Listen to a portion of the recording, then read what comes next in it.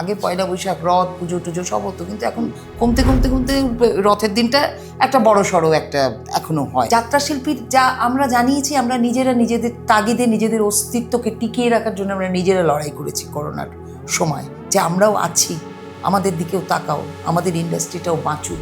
লোকে মানুক না মানুক, জানুক না জানুক, আমি এই চ্যানেলের মাধ্যমে বলছি, মানে যাত্রাই কিন্তু চলছে একমাত্র। নাগরিক মানুষরা মানুক না মানুক, যাত্রাই কিন্তু চলছে। এই গেল যাত্রা যাত্রা যাত্রা আজকাল চলে নাকি? কমে গেছে? না, যাত্রা কমে যায়নি।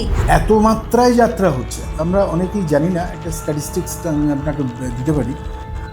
সারা পশ্চিমবাংলায় পেশাদারি যাত্রা আছে প্রায় 350টা। এই 350 দলে অ্যাভারেজে 120-30 দিন যাত্রা সব দলই কিন্তু করছে, এবং অ্যাভারেজে 3 থেকে 4 হাজার লোক কিন্তু যাত্রাটা প্রতিদিন দেখছে। আমি তো অভাবের হাত ধরেই যাত্রায় এসেছি। আমি অভাবের জন্য আমার স্কুলের গণ্ডিও ঠিক মতো পার করতে পারিনি। আমি সময়ের অনেক আগে স্কুল থেকে বেরিয়ে এসেছি। মায়ের হাত ধরে যাত্রায় গেছিলাম 84-এ আমার যাত্রায় এন্ট্রি। যতটা পাওয়ার ছিল ততটা, বিশেষ করে না বললে নয়, আমি আর কাকুলি যখন জার্নিটা শুরু করি ইন দ্য ইয়ার 1997, আমরাও গেলাম। আমাদের 2 বছর দর্শক খুব অ্যাকসেপ্ট করলেন। সেই সময় ঝাঁকে ঝাঁকে সিনেমার শিল্পীরা গিয়ে যাত্রাতে, যারা সুপারস্টার, সমস্ত অর্থটা তারা নিয়ে চলে। প্রযোজকরাও প্রচুর পেলেন। সেই জোয়ারের সেই স্রোতের মধ্যে আমরা কিন্তু সেইভাবে অর্থনৈতিকভাবে কিছু পেলাম না। হিরো হিসেবে আমি 3টে নাম ভেবেছি। তো প্রথম একজনের নাম বলেছে, সেকেন্ড ওর নাম বলেছে, থার্ড আরেকজন ছিল। 3জনেই প্রথিতযশা তখন। তিনজনেই রাইজিং। কিন্তু এবার প্রথম নাম করেছে, সেকেন্ড যেই বলেছে অনল চক্রবর্তী, থার্ড বলতে গেছে যাবেন না, ওইখানে থেমে যান। ঠিক মানে আমি অনলকেই চাই, আমার হিরো হিসেবে আমার অনলকেই চাই। দাদা এবার কিন্তু আপনি দিদিকে ছাপিয়ে গেছেন। একদম ছাপিয়ে গেছেন। এবার মুশকিলটা হয় কি, দিদি শিল্পী কাকলি, দিদি আমার বান্ধবী কাকলি, দিদির পারিবারিক বন্ধু আমি, দিদি আমাদের অত্যন্ত মানে আপনজন। তার বাদ দিয়েও সবচেয়ে বড় একটা দিদির পরিচয় হচ্ছে দিদি একজন নারী। একটা নারীর পক্ষে এবার দাদা দিদিকে কিন্তু আপনি ছাপিয়ে গেছেন, শোনাটা কিন্তু একটু কষ্টকর। আর সেই কষ্টটা যে পায় সেটা আমি ফিল করি, রেখে দেয় না। কষ্ট পাই না তোমার শোনা বলে আমি কষ্ট পাই? সুনামের জন্য, সবার সামনে, ক্যামেরার সামনে কিছু বাজে বাজে কথা বলছি, সুনামের জন্য কখনো কষ্ট পাই। অনলকে আমার ভালো লাগতো, ওর অসম্ভব একটা সুন্দর শান্ত ইমেজ ভালো লাগতো। সেই জায়গাতে লাগতো মানে এখনো লাগে, এখনো একটু ম্যাচে। মা একদিন বললে, এই শোন, তোকে একটা কথা জিজ্ঞেস করি, কি তুই বেশি পাস টাকা নাকি কাকুলি বেশি পায়? তাই বললাম কাকুলি বেশি পায়। কেন? তুই কেন পাবি না কাকুলির চেয়ে বেশি? আমার মা বলেছে। নমস্কার, আমি অনিল চট্টোপাধ্যায়, বা বাংলায় আপনাদের সবাইকে স্বাগত। আজকে আমার পডকাস্টের অতিথি দুজন মানুষ, এবং দুজন মানুষ জড়িয়ে আছেন বাংলার অত্যন্ত প্রাচীন একটা শিল্পের সঙ্গে, যে হলো যাত্রা শিল্প। তাদের নিজেদের জীবন প্রায় 40 বছরের বেশি তাদের অভিনয় জীবন, এবং দুজনে একসঙ্গে অভিনয় করছেন গত 30 বছর ধরে, এবং এমন একটা জুটি তৈরি করেছেন যেটাকে বলা হয় বাংলার যাত্রা শিল্পের উত্তম সুচিত্রা জুটি। তাদের নাম হচ্ছে অনল চক্রবর্তী এবং কাকলি চৌধুরী। আপনারা সবাই চেনেন ওদেরকে। অনলদা, কাকলিদি, থ্যাংক ইউ সো মাচ। ছোটবেলা থেকেই রথের দিন খবরের কাগজ খুললেই এত প্রচুর যাত্রার বিজ্ঞাপন, কোন পালা আসছে, এবং আপনারাও বোধহয় এই সময়টাতে ভীষণ রকম একটা এক্সাইটমেন্টের মধ্যে থাকেন বোধহয়। হ্যাঁ, একদম একদম একটা এক্সাইটমেন্ট থাকে বলতে কি, সব থেকে বড় জিনিস যেটা থাকে সেটা হচ্ছে যে কতদিন বুকিং হলো। একটা স্পেশাল ডে তো, রথযাত্রার দিন একটা বুকিং এর একটা খুব huge number of days booking হয় ওই পার্টিকুলার দিনটাতে। আর একটু কনসেশনও পাওয়া যায়, যে কারণে কমিটিগুলো খুব এসে ঝাঁপিয়ে পড়ে পুরো ইন্ডাস্ট্রিতে। কালকে প্রচুর লোক আসবে। মানে রথ মানে যাত্রা শিল্পীর কাছে একটা দুর্গোৎসব। মানে আমাদের মানে এই দিন মানে যাত্রাটা শুরু হলো প্র্যাকটিক্যালি। যদিও বুকিংসগুলো আগে থেকেই শুরু হয়ে যায়, কিন্তু রথের দিনটা একটা যাত্রা শিল্পীদের কাছে, যাত্রা জগতের কাছে একটা শুভ দিন একদম। এখন তো সিস্টেমগুলো অনেক চেঞ্জ হয়ে গেছে। আগে তো পেপারের ওপরেই সবটা ছিল, এখন পেপারের ব্যাপারটা অনেকটাই কমে গিয়ে প্র্যাকটিক্যালি রথের দিনটাই আছে যেদিনকে পেপার পাবলিসিটিটা একটু হয়। এবার দিয়ে এখন তো সোশ্যাল মিডিয়ায় সব কিছু করে, তবু পেপারের তো একটা গ্ল্যামার আছেই আলাদা, ওটা একটা নস্টালজিয়াও আছে। তো রথের দিনটা এখনো পর্যন্ত টিকে রয়েছে। আগে পয়লা বৈশাখ, রথ, পুজো টুজো সব হতো, কিন্তু এখন কমতে কমতে কমতে রথের দিনটা একটা বড় সড়ো একটা এখনো হয়। প্রচুর মানুষ আসেন। প্রচুর মানুষ আসে। প্রচুর এখন যদিও মোবাইলের ওপরেই সব, কিন্তু কালকের দিনটা মানে যে মানুষরা দূরে আসবে, পোস্টার রিলিজ হবে, পোস্টার দেখবে, হ্যান্ডবিলগুলো নিয়ে যাবে, তারপরে গ্রামের কমিটিদের সঙ্গে আলোচনা করবে কাকে নেওয়া যায়। মানে এক কথায় বলতে গেলে এই রথ দেখতে আসা শুধু যাত্রার বুকিংকে কেন্দ্র করে কিন্তু না, অনেক কমিটিরা যারা হয়তো অনেকে আছে কলকাতায় কোনোদিনও আসেননি, তারা প্রথম এলেন কলকাতায় এবং এই রথের দিনটাকে বেস করে 2-4 দিন থেকেও যান কলকাতা ঘোরা, এসব মিলে একটা বড় আকার। যদিও এখনও যেটা কাকুলি বলছিল, এখনও আমাদের এখন এই গ্রামে গ্রামে বিভিন্ন এলাকাতে মোবাইলের মধ্য দিয়ে বুকিং হয়, অনেক এজেন্টরা রয়েছেন। তবুও রথে একবার কলকাতার চিতপুরে যাত্রা পাড়ায় যাব, এর একটা আলাদা উন্মাদনা। আর বিশেষ করে এখন সোশ্যাল মিডিয়াতে তো অনেক পেজ তৈরি হয়ে গেছে, মানে বিশেষ করে যাত্রার জন্য অনেক পেজ তৈরি হয়ে গেছে। অনেক ইয়াং বাচ্চা ছেলেপুলেরা তারা নিজেরা অনেক পেজ তৈরি করেছে, যারা প্রত্যেক দিন কোথায় যাত্রা, কার যাত্রা, কোন সময়, কোন গ্রামে, প্রত্যেক দিনের একটা আপডেট দিতে থাকে। প্রচুর পেজ হয়েছে, এটা একটা ভালো রকম একটা ব্যবসায়িক সাফল্য। এটা কিন্তু বেকার ছেলেদের প্র্যাকটিক্যালি কিন্তু এটা একটা উপার্জনের রাস্তা হয়ে গেছে। এই পেজের মধ্য দিয়ে তারা উপার্জনও করছে, খুব একদম ইয়াং যারা, ইয়াং জেনারেশন। এবং আমরা খুব ওদের এও করে এনকারেজ করি যে করো, ভালো, খুবই হাতের মুঠোয় এসে গেছে। মানে এই পেজের দৌলতে আগে যেমন যাত্রার পাবলিসিটি বলতে আমরা যখন শুরু করেছিলাম তখন পেপার পাবলিসিটি, আর রেডিওতে যাত্রার, বিবিধ ভারতীতে যাত্রার পাবলিসিটি, কবে কোথায় দেখবেন। আমার মাও যখন যাত্রা করতো কান খুলে বসে থাকতাম, আজ কবে কাল কবে এরকম বলতো, তাড়াতাড়ি লেখার চেষ্টা করতাম। তো এখন তো এগুলো তো সবই উঠে গেছে। এখন এই পেজগুলো কিন্তু যাত্রার জন্য বিরাট বিরাট মানে বিরাট পাবলিসিটি, মানে বলা যেতে পারে সারা বছর ধরে যাত্রা কিন্তু মানুষের মাথার মধ্যে থেকে যাচ্ছে। পেজগুলো ফলো করলেই বোঝা যায় কোন দল কোথায় শো, সমস্ত কিছু, কে নতুন দলে কোথায় যাচ্ছে। এই পেজগুলোর হয়ে যেমন সুবিধে হয়েছে, তেমনি আবার এই পেজগুলোর মধ্যে থেকে অনেক কিছু হচ্ছে যেগুলো কিন্তু ঠিক শুভ নয়। যেমন কিছু গ্রুপ তৈরি হচ্ছে, মানে লবি বলে না, ওরকম কিছু লবি, আর্টিস্টদের কিছু লবি, মালিকদের কিছু লবি, ওই পেজ ওই আর্টিস্টদের নিয়ে, মালিকদের নিয়ে তারা প্রচারটা করবে, এবং সেটা কিন্তু একেবারে যে ইম্পার্শিয়াল হয় তাও নয়। এটা কিন্তু যাত্রার ক্ষেত্রে একটা ক্ষতিকারক ব্যাপার। হ্যাঁ, এটা কিন্তু ক্ষতিকারক হয়ে দাঁড়াবে। তাই না, এতে কি হচ্ছে আমার মনে হয় কি, এইগুলো থেকে এর উপর মানুষ তো একটা বিশ্বাস করে তো অনেক সময় যায়, গিয়ে যখন সেটা প্রাপ্তি হয় না তখন কিন্তু মানুষের এই বিশ্বাসটা কিন্তু আস্তে আস্তে মলিন হয়ে যেতে বেশি সময় লাগে। সুফল যেমন আছে, আমরা যেমন ব্যক্তিগতভাবে, এটা একেবারেই আমাদের ব্যক্তিগত ভাবনা, অনেকের সঙ্গে হয়তো নাও মিলতে পারে। যেমন এই পেজগুলো মানে কোম্পানিই চায়, প্রডিউসাররাই চায় যে আপনি এই ভিডিও করে ছেড়ে দিন, এগুলো দেখলে মানুষ ইন্টারেস্টেড হয়ে বুকিং করবে। ডেফিনেটলি ওটার একটা নিশ্চয়ই একটা সুফল আছে। কিন্তু আমাদের দুজনের যেটা মনে হয় যে এইরকমভাবে নাটকের একটা ক্লাইম্যাক্স সিন ছেড়ে দিল, বেশ ইম্পর্টেন্ট কিছু অভিনয়ের সিন ছেড়ে দিল, তাতে করে যাত্রার ক্ষতি হয়ে যাচ্ছে। মানুষ যদি বুঝেই যায় যে ও মা, ও আচ্ছা ওই সিনটা ওই রকম হবে না, ও বোঝা হয়ে গেছে গল্প, আর যাবো না, এটা ক্ষতি হচ্ছে বলে আমরা মনে করি। এবং যার জন্যে আমরা ইন্টেনশনালি কোনো আমরা পেজকে সাপোর্ট করি, সবাই চাই যে ওরা করুক, ব্যবসা করুক, কাজ হোক, বা যাত্রারও অনেক উপকার হচ্ছে, অনেক মানুষ জানতে পারছে। কিন্তু আমরা আমাদের ক্ষেত্রে বলি যে আমাদের কাছেও তোমরা করো, পাবলিসিটি করো, কিন্তু আমাদের নাটকের কোনো দৃশ্য পার্ট তোমরা দেবে না। খুব যদি দিতে হয় একান্ত অল্প বয়স্কের ছেলেমেয়েরা যারা ইয়াং নায়ক নায়িকা করে, তাদের একটু নাচ গানের পোর্শন দিলে, কি অনলদার একটু গানের একটা সিকোয়েন্স ছোট্ট একটু দিলে 2 মিনিটের, আলাদা। কিন্তু নাটক ক্ষতি করে যায়, নাটকটা বুঝে যায় মানুষ, এরকম কোনো সিন একদম হ্যাঁ, দিও হ্যাঁ, না। খুব মুশকিল সেটা হতো। আমাদের দরকার নেই। ওটা মাউথ পাবলিসিটি, যখন সোশ্যাল মিডিয়া ছিল না, আমরা আজকে যতটুকু জায়গায় যা অ্যাচিভ করে, যতটুকু মানুষজন চেনে টেনে, আমরা তো মাউথ পাবলিসিটিতেই, আমাদের আমাদের ওই মুখে মুখেই পাবলিসিটিতে আমরা আজ যেখানে বসে রয়েছি, সেটা মুখের পাবলিসিটিতেই হয়েছে। ধরুন এই পুজোর পরে যখন যাত্রাটা শুরু হয়, পুজোর পর কিংবা তার আগে, অ্যাকচুয়ালি সিজনটা শুরু হয় কিন্তু বিশ্বকর্মা পুজোর দিন থেকে। আচ্ছা, বিশ্বকর্মা পুজোর দিনে আমাদের এখনো স্মরণে আছে, এখন আর অতটা হয় না, তখন এই পশ্চিম মেদিনীপুরের চন্দ্রকোনা রোড বলে একটি জায়গায়, ওখানে সমস্ত বড় বড় দলের যাত্রাগুলো ওপেন হতো মাঠে, এবং ওইখান থেকে কিন্তু বিজ্ঞাপনটা শুরু হতো, পাবলিসিটি, কার বই কেমন হয়েছে সেটা ছড়িয়ে যেত।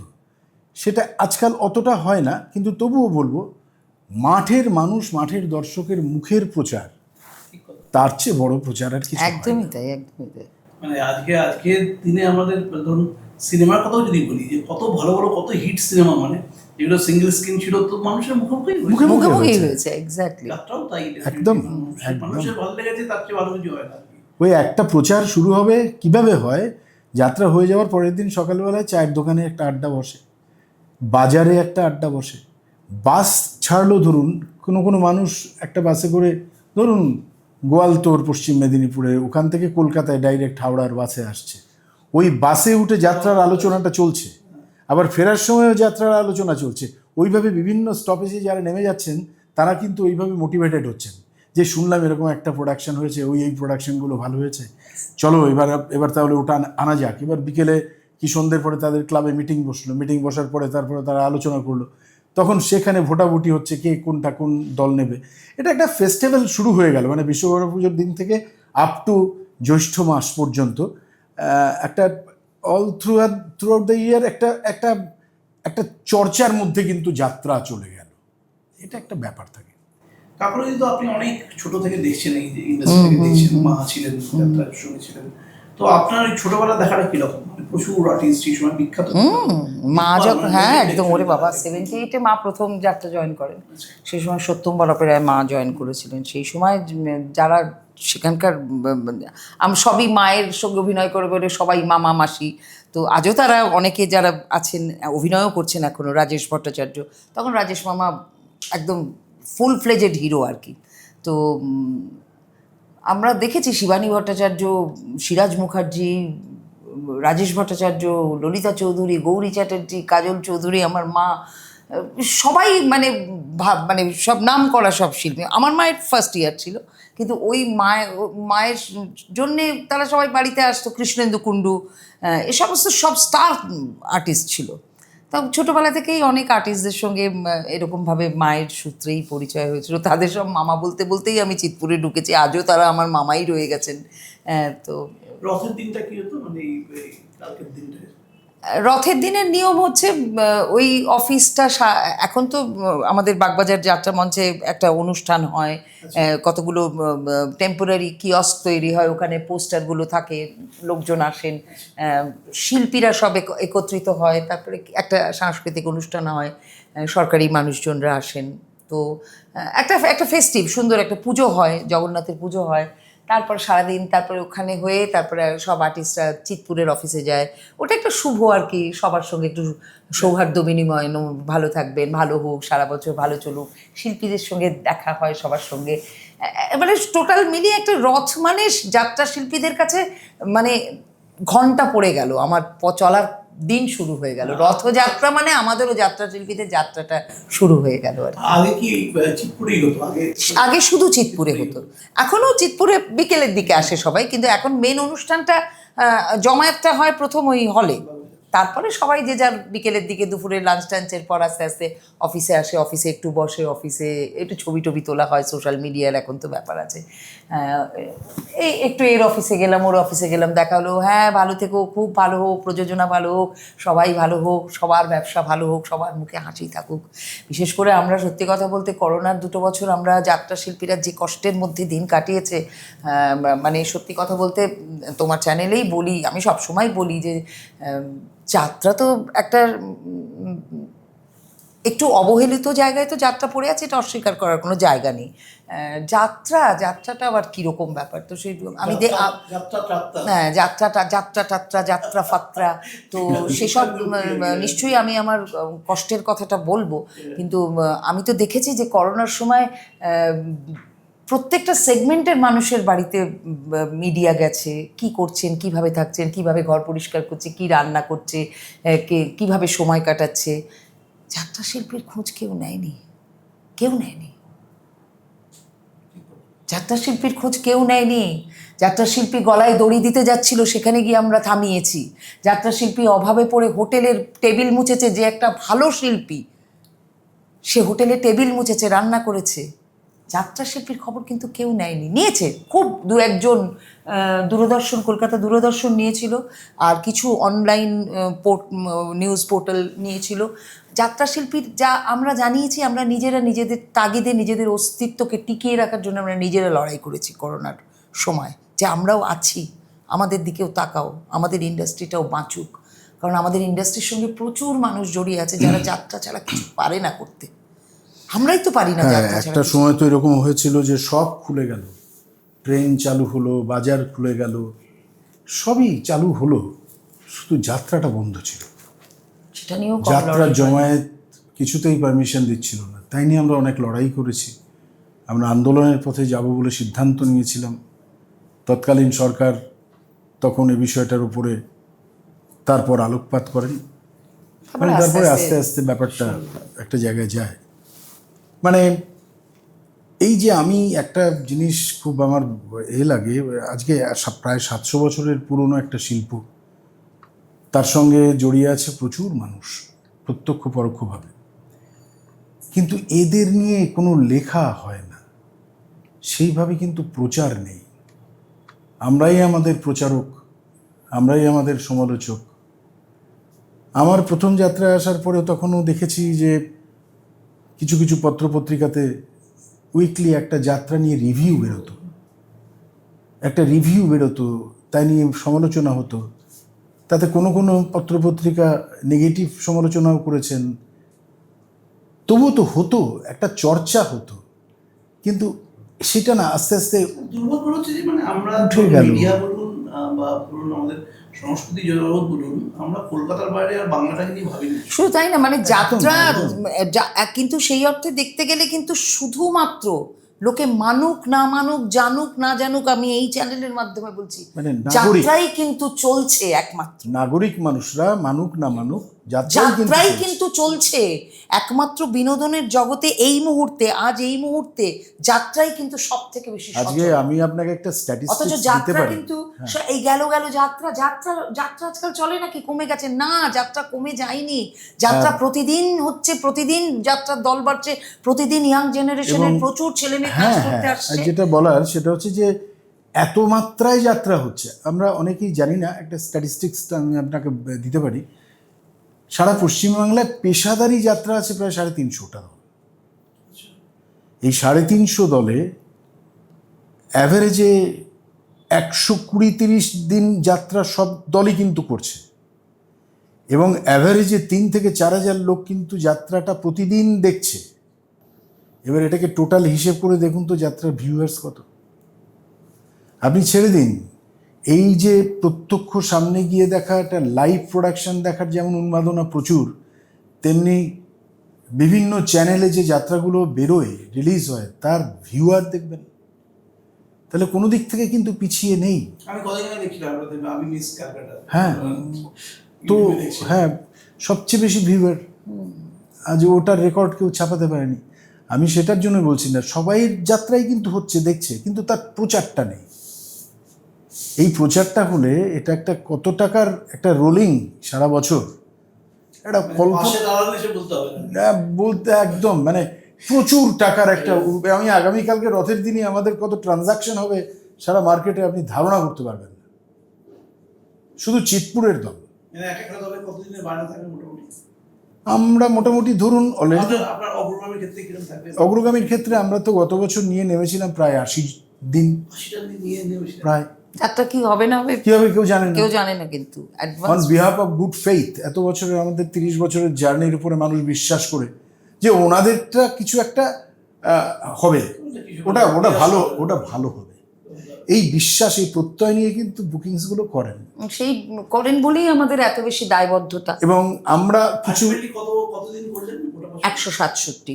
167 আমাদের গণতন্ত্রের উৎসব না থাকলে, আর বৃষ্টিটা না, আমাদের যাই 10-15 দিন 10-12 ধরে দিন। নিতে হয়। গণতন্ত্রের উৎসব না থাকলে আমাদের এবছরের প্রোডাকশন, মানে লাস্ট ইয়ারের প্রোডাকশন, সেই হারানো শুরু, ওটা 185-র কাছাকাছি চলে যেত। এবারে হচ্ছে কি, এভরি অল্টারনেটিভ ডে একটা করে স্যার। না, রোজ রেগুলার আমাদের আপনাদের সিজনটা মানে আরো কি রেগুলার শোগুলো নেওয়া হয়। সপ্তমী থেকে বেরোলাম যে একদম নো গ্যাপ। এবং আপনাকে আমি বলি সেটা হচ্ছে যে একটা শো। হ্যাঁ, বিভিন্ন জায়গায় অ্যাকচুয়ালি হয় কি, আজকের দিনে একটা শো থাকলো ধরুন বর্ধমানে, কালকে নেই, পরশুদিন আবার পুরুলিয়াতে, সেক্ষেত্রে হচ্ছে কি, এই শোটা হয়ে যাওয়ার পর পরের দিন এই লোকগুলো থাকা, তাদের খাওয়ার খরচা, একটা বাস থাকে তার একটা খরচা। আমরা না হয় কলকাতা বাড়িতে চলে এলাম, একটা বাসের ভাড়া আছে, তারপর সারাদিন লোকগুলো কোথায় থাকবে, মাঝখানের দিনটায় ছুটি, সেই কারণে যাত্রাগুলো সব প্রোগ্রামগুলো গায়ে গায়ে লাগোয়াই করা হয়। আচ্ছা, এবং সেই লাগোয়াগুলো এমনভাবে যায়, প্রতিটা শোয়ের একটা ভেন্যু থেকে আর একটা ভেন্যু যাওয়ার অ্যাভারেজ 250 কিলোমিটার জার্নি। এই জার্নিটা প্রত্যেক দিন কিন্তু প্রত্যেক শিল্পী করছেন। সে গাড়িতেও করছে, সে গাড়িতেও, আমরা হলে আমাদের জার্নিটা বেশি হয়, বিকজ আমরা বেশিরভাগ সময় কলকাতা ফিরে আবার অ্যাটেন্ড করি। বাসেও যারা যাচ্ছেন, তারপর তাদের থাকার, যেখানে কমিটিরা রাখার ব্যবস্থা করছে, সব জায়গায় সুস্থ ভালো পরিবেশ এবং বাসস্থান পান না তারা। সেখানে স্নানের প্রবলেম, মহিলাদের থাকার প্রবলেম, তাদের টয়লেট প্রবলেম, এই প্রবলেমগুলো মানিয়ে নিয়ে, তারপর সবচেয়ে বড় কথা এখন হয়ে গেছে পাড়ায় পাড়ায় যাত্রা। পাড়ায় পাড়ায় যাত্রা কীরকম আগে ছিল, যেটা 2013 সালের আগে পর্যন্ত বেশিরভাগ সেগুলো ছিল বড় রাস্তার উপরে যাত্রার দলের বাস গিয়ে দাঁড়ালো, মালপত্র নামলো, রাস্তার ধারেই মাঠ, সেখানে প্যান্ডেল, চ্যারিটি শো, মানে লোকের টিকিট কেটে যাত্রা দেখতে আসতো। সেই ব্যাপারটা এরকম ছিল। 2013 পর থেকে আস্তে আস্তে সেই চ্যারিটিগুলো কমতে থাকলো। পঞ্চায়েত প্রধান। হ্যাঁ, ওই কমতে কমতে কি হলো, গ্রামের ভেতরে ভেতরে এবার ঢুকে গেল একটা 5 ফুট কি 6 ফুট চওড়া সিমেন্টের রাস্তা দিয়ে 4 কিলোমিটার কি 5 কিলোমিটার গিয়ে তারপরে প্যান্ডেল, সেই ভ্যান রিক্সা করে মালগুলো যাচ্ছে, মানুষজন, আর্টিস্ট, টেকনিশিয়ান সবাই সেই ভ্যানে করে যাচ্ছে। রাত্রি 11টায় যাত্রা আরম্ভ হলো, সেটা শেষ হয়ে ভোরবেলা আবার সব প্যাকিং করে ফিরলো। এই যে স্ট্রেসটা, এটা কিন্তু আগে ছিল না, আগে ছিল না। এই স্ট্রেসটা ভয়ঙ্কর স্ট্রেস। আর এই স্ট্রেসকে সহ্য করেও এতদিন ধরে মানুষ আন্তরিকভাবে, আমি সবচেয়ে বড় কথা যেটা বলবো, যে এই পেশেন্স, এটা অন্য কোনো জায়গায় কোনো ইন্ডাস্ট্রিতে কেউ দেখাতে পারবে না, কল্পনা করতে পারবে না। যারা টেকনিশিয়ান, যারা বাসে যাওয়া শিল্পীরা, তারা যে কি কষ্ট, বিশেষ করে বললাম না, মার্চ এপ্রিলের যাত্রাগুলো যখন শুরু হয়, এই গরমকাল, মার্চ এপ্রিল, তারপরে এই গ্লোবাল ওয়ার্মিং, কোথাও তো মানে আমি বলছি, মানে আগেকার দিনে আমরা যখন জুনিয়র আর্টিস্ট ছিলাম, তখন তো আমরা এরকমভাবেই দলে দলে, তখন তো হোটেল কনসেপ্টটাই আসেনি, আমরাও তো দলে থেকেছি, কিন্তু তখন এত গরম ছিল না। তারপরে তখনকার দিনের মানুষের আন্তরিকতা অনেক ভালো ছিল, টেনে টেনে নিয়ে যেত, এসো তুমি আমার বাড়িতে থাকবে, এসো তুমি আমার বাড়িতে, রাত্রে তোমাকে কোথাও খেতে যেতে হবে না, আমি রুটি তরকারি করে দেবো, কে কার বাড়িতে থাকবে, এই আর্টিস্টকে ও টানছে, এটা ছিল। কিন্তু এখন আমি জানি না আমরা কতটা এগিয়েছি আধুনিক যুগে, কতটা মানবিকভাবে, কতটা শিক্ষিত হয়েছি। আমার যখন মনে হয় যে আমাদের দলের শিল্পীগুলো, বাসের শিল্পীদের অনেক জায়গায় একটু ভালোবাসা পাওয়া যায় না, সব জায়গায় না, কিন্তু অনেক জায়গায়, সব জায়গায়, বেশিরভাগ জায়গায়, অনেক জায়গায় দুর্দান্ত। আমি আমার এই পডকাস্টের দৌলতেই আমি যখন বলেছি, আমাদের বিশেষ করে মহিলা শিল্পীদের, 2টো শিল্পী থাকে মহিলা বাসে, বাদ বাকি 2জন গাড়িতেই যায়, তো 2টো মহিলা শিল্পীকেও অনেক জায়গায় টয়লেট ব্যবহার করতে দেওয়া হয় না। না না না না আমাদের বাড়িতে টয়লেট, খুব লজ্জা লাগে, খুব কষ্ট লাগে, ভীষণ খারাপ লাগে। কিন্তু আমার এইটা শুনে আমাদের এই যে এখনকার দিনের এই যে পডকাস্টের সিস্টেমটা বেরিয়েছে, আমাদের একটাই পাওনা, যে আমাদের এই কথাগুলো শুনে অনেক কমিটি, গত বছরেই সেই হারানো সুর যাত্রাপালে দক্ষিণ 24 পরগনা, জায়গাটার নামটা মনে পড়ছে না, পাথর প্রতিমার কোনো একটা প্যান্ডেলে আমাকে ডেকে কমিটি বলেছিল, দিদি আমি আপনার একটা ইন্টারভিউ শুনেছি যে আপনাদের দলের মেয়েদের অনেক জায়গায় আমরা কিন্তু আপনাদের মহিলা শিল্পীদের জন্য ভালো বাসস্থান দিয়েছি, টয়লেট। এটাই আমার মনে হয়েছে আমরা যে এই কাজটা করছি এটাই আমাদের লাভ, যে আমাদের এই কথাগুলো শুনে অনেক মানুষ হয়তো মনে হচ্ছে যে ঠিকই তো, ওরা তো আমাদের গ্রামের অতিথি হয়ে আসছে, আমরা তো যাচ্ছি না, আপনারা তো নিয়ে যাচ্ছেন। তো নিয়ে যখন যাচ্ছেন, যে বাসের শিল্পীগুলো তারা সারা রাত্রির জার্নি করে গিয়ে একটু দুপুরবেলা খেয়ে দিয়ে 2-2.5 ঘন্টা 3 ঘন্টা কি 4 ঘন্টা যদি একটু না ঘুমোতে পারে, আবার তো তাকে 3 ঘন্টা ওই স্ট্রেন করে অভিনয় করতে হবে। তারপরে আমাদের গ্রিন রুম, যাত্রা চলছেও যেমন সব থেকে বেশি, তেমনি যাত্রা সব দিক থেকে অবহেলিতও বেশি। গ্রিন রুমে কোনো গরমকালে পাখা থাকে না, কোনো পাখা থাকে না, আমরা বলার পর কমিটি হয়তো পাখা দেয়, আবার কিছু কিছু কমিটি। তো আপনারা কেন এইটা যখন বায়না করতে আসে এরা, এটা তো এরকম নয় যে আপনি ওদের কাছে যাচ্ছেন, ওরা আপনার কাছে এসে ইনভাইট করে নিয়ে যাচ্ছে, তখন এই মিনিমাম শর্তগুলো কেন রাখা? সব শর্তগুলোই রাখা হয়, কিন্তু সেগুলো মানা হয় না সব জায়গায় সবাই মানেন না, কেউ মানেন, কেউ মানেন। খুব কিন্তু সুন্দর সুন্দর আমি অ্যারেঞ্জমেন্ট করে দেয়। সবচেয়ে বড় যেটা আমাদের ব্যক্তিগতভাবে খুব ক্লান্ত লাগে, খুব লজ্জা লাগে, সেটা হচ্ছে ধরুন একটা জায়গায় একটা যাত্রা হচ্ছে, সেখানে 3 দিন ধরে ফাংশন হবে কি 5 দিন ধরে উৎসব হচ্ছে, বিরাট বড় স্টেজ, স্ট্রাকচার সাজিয়ে বড় বড় আলো, মিউজিশিয়ানদের জন্য বিশাল বড় স্টেজ, সিঙ্গার, এবং সামনে থেকে একটা এক্সটেন্ডেড একটা র্যাম্প মতো করে দেওয়া হয়, সেখানে মেইন আর্টিস্ট যারা তারা ওই পর্যন্ত এগিয়ে গিয়ে দর্শকের প্রায় মাঝামাঝি পর্যন্ত চলে যান। এই অ্যারেঞ্জমেন্টটা হলো। আমার একটা জায়গায় একটা এক্সপিরিয়েন্স বলি, আমি আর কাকলি গিয়ে গাড়ি থেকে নেমেছি, তখন একটা অনুষ্ঠান চলছে স্টেজে, তখন এসে ওখান থেকে ওরা বুঝতে পেরেছে আমরা এসেছি, ওখান থেকে অ্যানাউন্স করলো যে অনলা এবং কাকলিদি আপনাদের অনুরোধ করছি আপনারা একবার মঞ্চে আসুন। সেখানে অনেক বেশিরভাগটাই পলিটিক্যালাইজ লোকজন ছিলেন। তারা ও বললো আমি একটু তো প্রিপারেশন না নিয়ে তো এভাবে ফোকাস পাবো না, তুমি যাও। তা আমি গেলাম, যেখানে গেলাম সেটা একটা প্রাসাদের মতো একটা বড় হোয়াইট স্টেজ, গ্রিন কার্পেট পাতা, আলো ঝলমল করছে, আর ঠিক তার থেকে 100 মিটার দূরে ওই ধান কেটে নিয়ে যাওয়ার পর যে গোজগুলো থাকে সেই গোজ উঠে আছে, ধানের মাটিগুলো এবড়ো খেবড়ো, ওখানে একটা জাস্ট একটা কি বলবো, একটা মাথার উপরে একটা মানে পাতলা ত্রিপল দেওয়া, টিম করে আলো জ্বলছে, একটা গ্রিন রুম, আর স্টেজে ওঠার সিঁড়ি, স্টেজ আমাদের রিকুইজিশন থাকে 20x20 স্টেজ, কিন্তু সেটা বেশিরভাগ জায়গায় পাওয়া যায় না। সেখানে এক অত্যন্ত ছোট স্টেজ, সেইখানে আমাদের যাত্রাটা হবে। হ্যাঁ, মানে আমরা প্রশ্ন অনেক জায়গায় করেছি যে আপনারা এত লক্ষ টাকার একটা বাজেটের প্রোগ্রাম করছেন, যাত্রাটাকে কেন আপনারা এত অবহেলা করেন? হ্যাঁ, মানে তার মানে এটা নাকি এটা আপনাদের নিজস্ব ঘরোয়া ব্যাপার? যদি তাই হয়, এটা যাত্রা তো আমাদের ঘরের কালচার, ঘরের সংস্কৃতি, তাহলে সেই সংস্কৃতির প্রতি একটু যত্নবান হওয়াটা তো উচিত। এবার তুমি ভাবো যে ওই রকম একটা মানে অনাদরে তৈরি হওয়া স্টেজ ভাঙা চোরার এরকম করছে পাটাতন, সেখানে সেই শিল্পীরা, সে আমি অনল থেকে শুরু করে আমার টিমের প্রত্যেকটা মানে যে প্রত্যেকটা শিল্পী তাদের গলা দিয়ে মডুলেশন দিয়ে 3 ঘন্টা অভিনয় করে মানুষকে মন্ত্রমুগ্ধ করে বসিয়ে রাখে। সেই যাত্রাটা নিয়ে যখন সোশ্যাল মিডিয়াতে আজকাল তো দেখছি, এটা নিয়ে আমার সঙ্গে প্রচুর হয় সোশ্যাল মিডিয়াতে, আমি কারোর একটা রাজনৈতিক বক্তৃতা পছন্দ হচ্ছে না, কারোর একটা পোশাক পছন্দ হচ্ছে না, যাত্রার মতো সেজে এসেছে, কি ডায়লগ দিচ্ছে, পুরো যাত্রা পার্টি হচ্ছে। কেন? তারা কি জানে যাত্রা কি? তারা কি জানে ওই 3 ঘন্টা ভিজে মাটির ওপর, ওই ধানের গোজের ওপর, মাথার ওপর কোনো আচ্ছাদন নেই, ওই বয়স্ক 80-90 বছরের বৃদ্ধা থেকে শুরু করে 8 থেকে 80 পর্যন্ত তারা যাত্রাটা শুরু হলে উঠে চলে যেতে পারছে না শুধু মানুষের অভিনয় দেখে।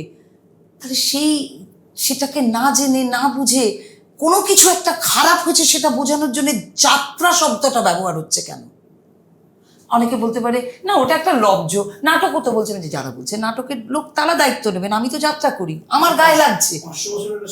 হ্যাঁ, আমি বলেছি, এরকম করতে করতে আমার সঙ্গে অনেকের বন্ধুত্ব হয়ে গেছে যে না দিদি না বুঝে বলে, আমরা আসলে যাত্রাকে অপমান করার জন্য বলিনি, আসলে যাত্রা তো একটু লাউড, না যাত্রা লাউড ছিল, এখনো যে লাউড নেই তা না। লাউড না হলে তো আপনি কানেক্টও করতে পারবেন না। না, অত 5,000 লোক না না না না, এখন এখন এখন সে- এখন টেকনোলজিটা অনেক টেকনোলজি বেশি অনেক অ্যাডভান্স উন্নত হয়ে হয়ে গেছে। গেছে। তো তুমি আমি আমাদের কথাই বলি, যেহেতু আমরা ইন্টারভিউটা দিতে এসেছি, তুমি আমাদের যাত্রা দেখতে বসলে তোমার মনে হবে যে আমরা ঘরে যেরকম তোমার সঙ্গে কথা বলছি না, একদম ওই রকম ভাবেই যে ওইরকম ভাবেই।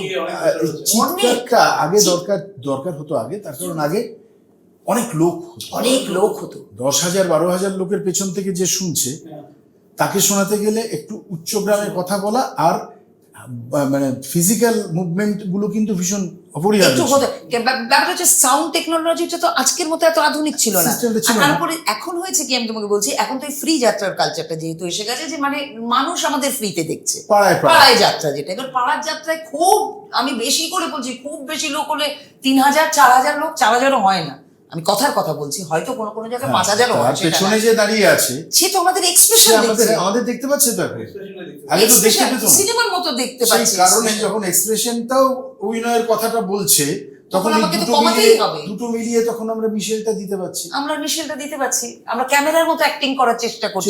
তাই বলে কি আমাদের যাত্রায় কিছু লাউড হয় না? হয়, পিচ তো কোনো কোনো সময় লাউড করতেই হয়, কিন্তু সে তো সিনেমাতেও হয়, প্রয়োজনে সবটাই হয়। কিন্তু মেলোড্রামা মানে যাত্রা মানেই যে একটা মেলোড্রামা, সেই ভাবনাটা যে একেবারে ভুল তাও আমি বলছি না, সেটাও আছে। আর সেটাও আছে। এখনো অনেক যাত্রা আছে যারা মেলোড্রামা বাদ দিয়ে যাত্রা করতেই পারে না, ভাবতেও পারেন না। কিন্তু অনেক ঘরানা, ঠিক সেটা আছে। যার যার ঘরানা। কেউ কেউ, আমরা যেমন দুজন মানুষই থিয়েটার থেকে আসা, আমরা যে আজ থেকে 30 বছর, আমার আর অনলের জুটি এবছর 30 বছরে পদার্পণ করছে।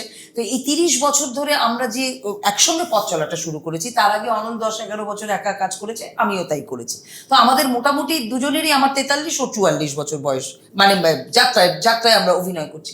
তা আমরা এই যে 30 বছর একসঙ্গে অভিনয়টা শুরু করেছি যেদিন থেকে, তার প্রথম আমাদের 30 বছরের প্রথম 2 বছর আমাদের জুটিটা যখন শুরু হয়েছিল, তখন মাননীয় শ্রী উৎপল রায় আমাদের নাটকটা লিখেছিলেন, মেনকা মাথায় দিল ঘুমটা এবং বোম্বাই কা বিবি, দুটোই ওয়াজ ব্লকবাস্টার হিট। আমাদের জুটিটা যখন ফর্ম করলো, তারপর থেকে এই 30 বছরের মধ্যে 2 বছর বাদ দিলে দাঁড়ায় 28 বছর। এই 28 বছর, এবছর নিয়ে 28টা নাটক কিন্তু অনল লিখছে, ও ডিরেকশন দিচ্ছে, এবং আমরা দুজনে মিলে নির্দেশনার কাজটা করে আমাদের টিমটাকে রেডি করছি। এবার যেহেতু আমাদের দুজনেরই বেসটা থিয়েটার থেকে, সেহেতু আমরা যুগের সঙ্গে নিজেদের আপগ্রেড করার জন্যে, এই যে মানুষ বলার সুযোগ পায়, যাত্রা করছে, যাত্রার মতো লাউড মেকআপ করেছে, এগুলোকে এই জন্যেই আমরা সহ্য করতে পারি না, যে না আপনারা যাত্রা দেখুন।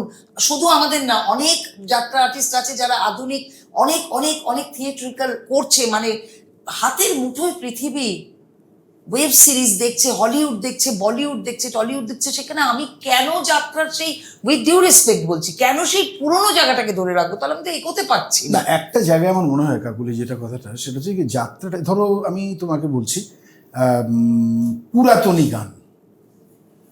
পুরাতনী গান কিংবা বাউল কিংবা ভাওয়াইয়া কিংবা ঝুমুর গান, এইগুলো যে রুটের যে স্মেলটা, ওই স্মেলটা কিন্তু একটা ধারাকে বহন করে। না না, হ্যাঁ, একটা ইউজে আছে। কিন্তু আমার কথা হচ্ছে, যাত্রা আর এই ফোক এন্টারটেনমেন্টের ফর্মস গুলো কিন্তু এক নয় তো। যাত্রাটা আমি বলছি আপনাকে, আমি যদি ধরে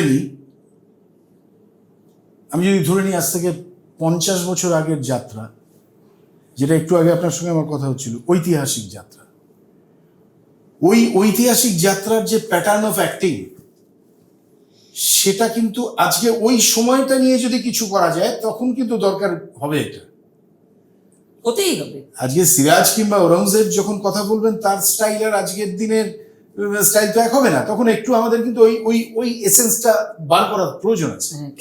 কিন্তু সোশ্যাল নাটকে যখন আসছি, যখন প্রত্যেকটা যাত্রাপালার কন্টেন্ট অত্যন্ত মডার্ন, একদম বর্তমান সমাজ ব্যবস্থাকে নিয়ে যখন চলছে, তখন সেইখানে একটা চরিত্র যখন অভিনয় করছে, তখন ওই ধারাটা টেনে আনলে তো ম্যাচ করবে না।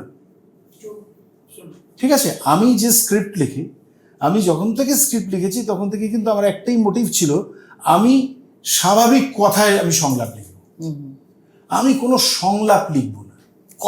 যাত্রায় সংলাপ একটা ফ্যাক্টর। আগে যখন যাত্রা হতো, তখন টপ আর্টিস্টদের কিন্তু এইভাবে মনে রাখতে হতো না, একটা ব্যাপার থাকতো। রাইটাররা তখন, ডিরেক্টর এটা করতেন, ধরুন একজন প্রথিতযশা মুখ্য শিল্পী, তিনি অ্যাপিয়ার করবেন, তার একটা অ্যাপিয়ার ডায়ালগ, এবং বেরোনোর বলুন। সময় গেট ডায়লগ। এবার পুরো যতক্ষণ তিনি থাকছেন সবসময় তিনি একজন সৎ, তিনি একজন পজিটিভ, তার চরিত্রে কোনো কন্ট্রাডিকশন নেই, তার অভিনয়ের ভলিউম, তার অভিনয়ের সমস্ত কিছু অনেক বেশি কারণ তাকে দেখতে লোকে এসেছে, তার থেকে চাইবেই, ঠিক আছে। এবং তিনি বেরোনোর সময় একটা গেট ডায়লগ। আমি এরকমও জানি কিছু কিছু শিল্পী ছিলেন, তারা গেট ডায়লগে হাততালি না পড়লে গেট নিয়ে আবার ফিরে আসতেন, ফিরে এসে আবার হয়তো করলেন কিছু একটা, তখনও হাততালি পড়লো না, আবার তিনি যেতেন।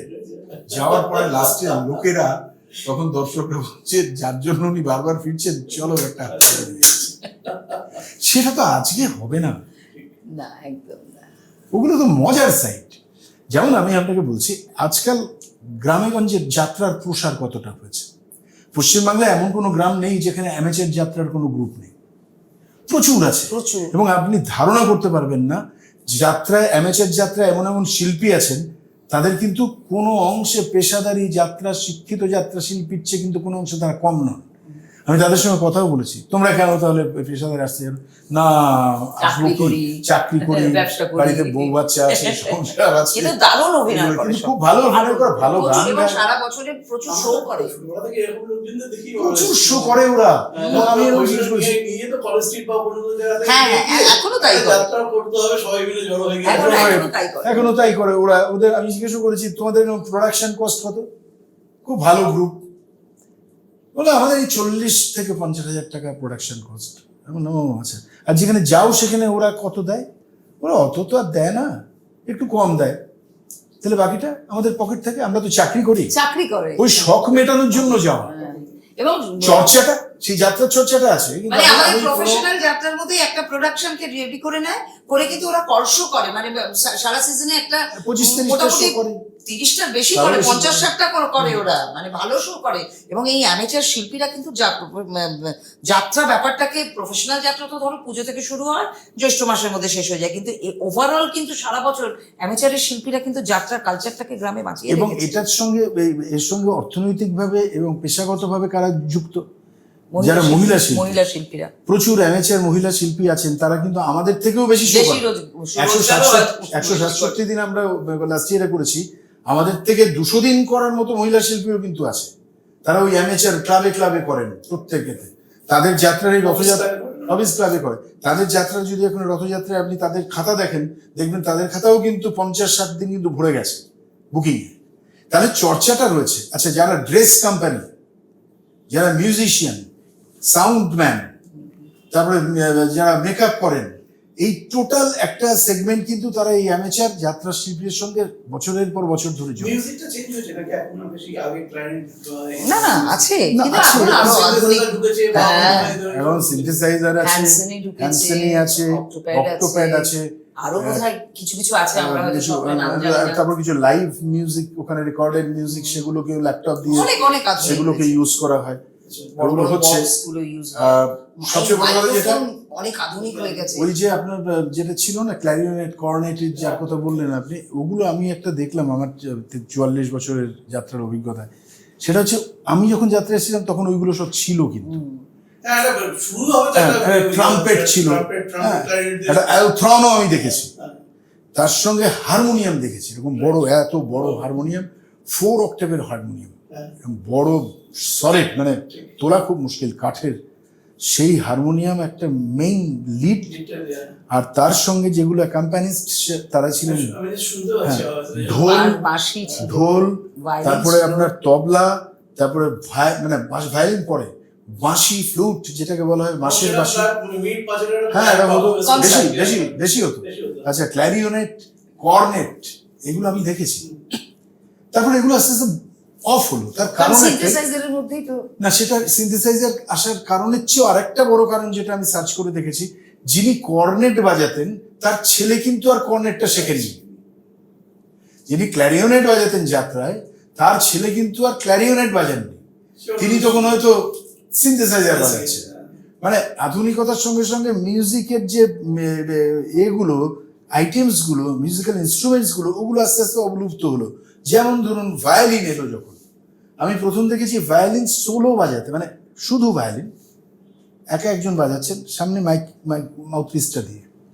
তারপরে ওখানে একটা পিক আপ এলো, পিক আপ মানে ভায়োলিনের সঙ্গে একটা ম্যাগনেটিক পিক আপ জুড়ে দিয়ে সেটাকে থ্রু ছোট একটা অ্যাম্পস দিয়ে সেটা বাজছে, সেটা চলে গেল, ভায়োলিনটাও টিকলো না কিন্তু।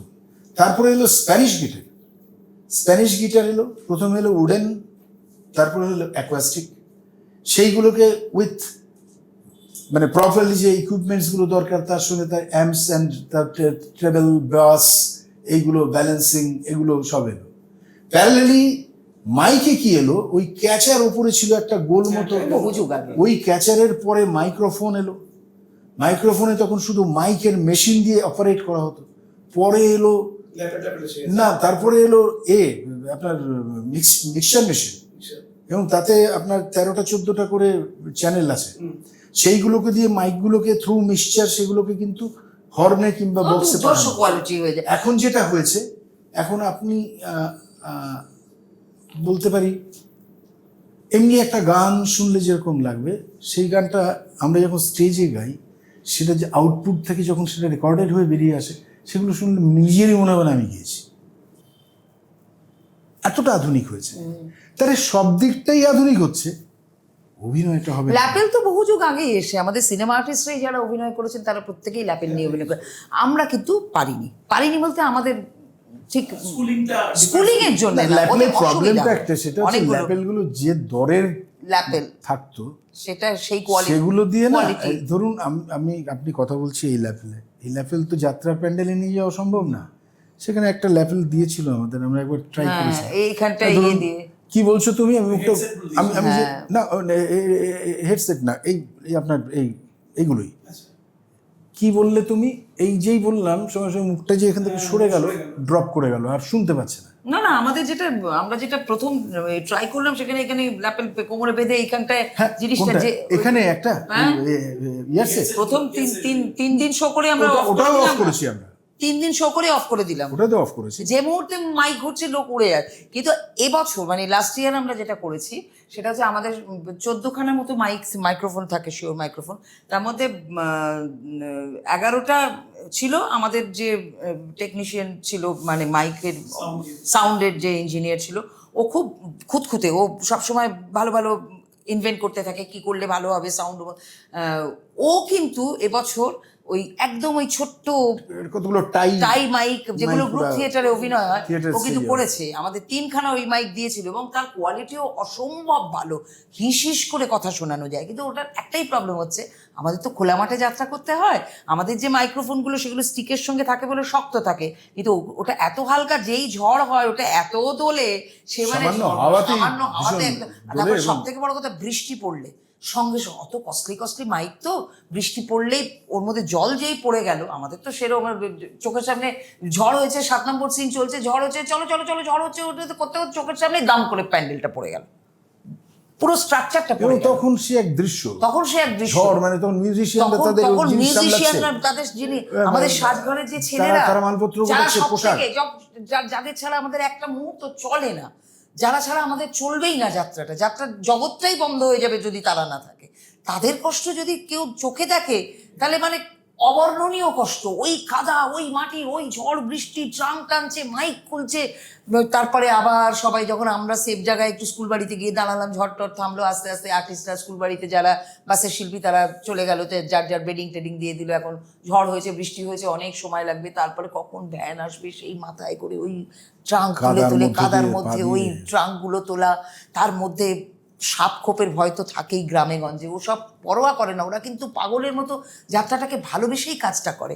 এবং তারপরে সেই আবার ওই 3 কিলোমিটার হয়তো ভ্যানে গিয়ে মেন রাস্তার উপর বাস, আবার আনলোড, আবার বাসে লোড, এদের কষ্টকে স্যালুট না করে তো পারা যায় না। এদের কটা টাকা মাইনে পায়, লজ্জা লাগবে, মুখ দিয়ে উচ্চারণ করতে লজ্জা লাগবে তাদের, যা তারা শুদ্ধ কিন্তু ওই ভালোবাসার নেশায় আসে।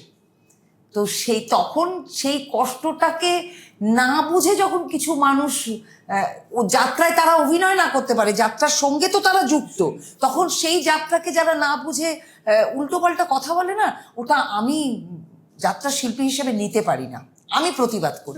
অজ্ঞতা থেকে আমি বলেন। অজ্ঞতা থাকুক, আমাকে তার তার দায়িত্ব নিতে হবে তাকে অজ্ঞতা থেকে বের করার। আমি লড়ে যাই, কিন্তু আমি প্রচুর প্রচুর লড়ে যাই। আমি একটা জায়গাতেও যদি আমার চোখে কিছু পড়ে আমি লড়ে যাই, আমি প্রতিবাদ করি। আপনাদের বোধহয় ছোটবেলাটা খুব কষ্টের কেটেছে, তাই তো? অভাব একদম সাংঘাতিক। আমি তো অভাবের হাত ধরেই যাত্রায় এসেছি।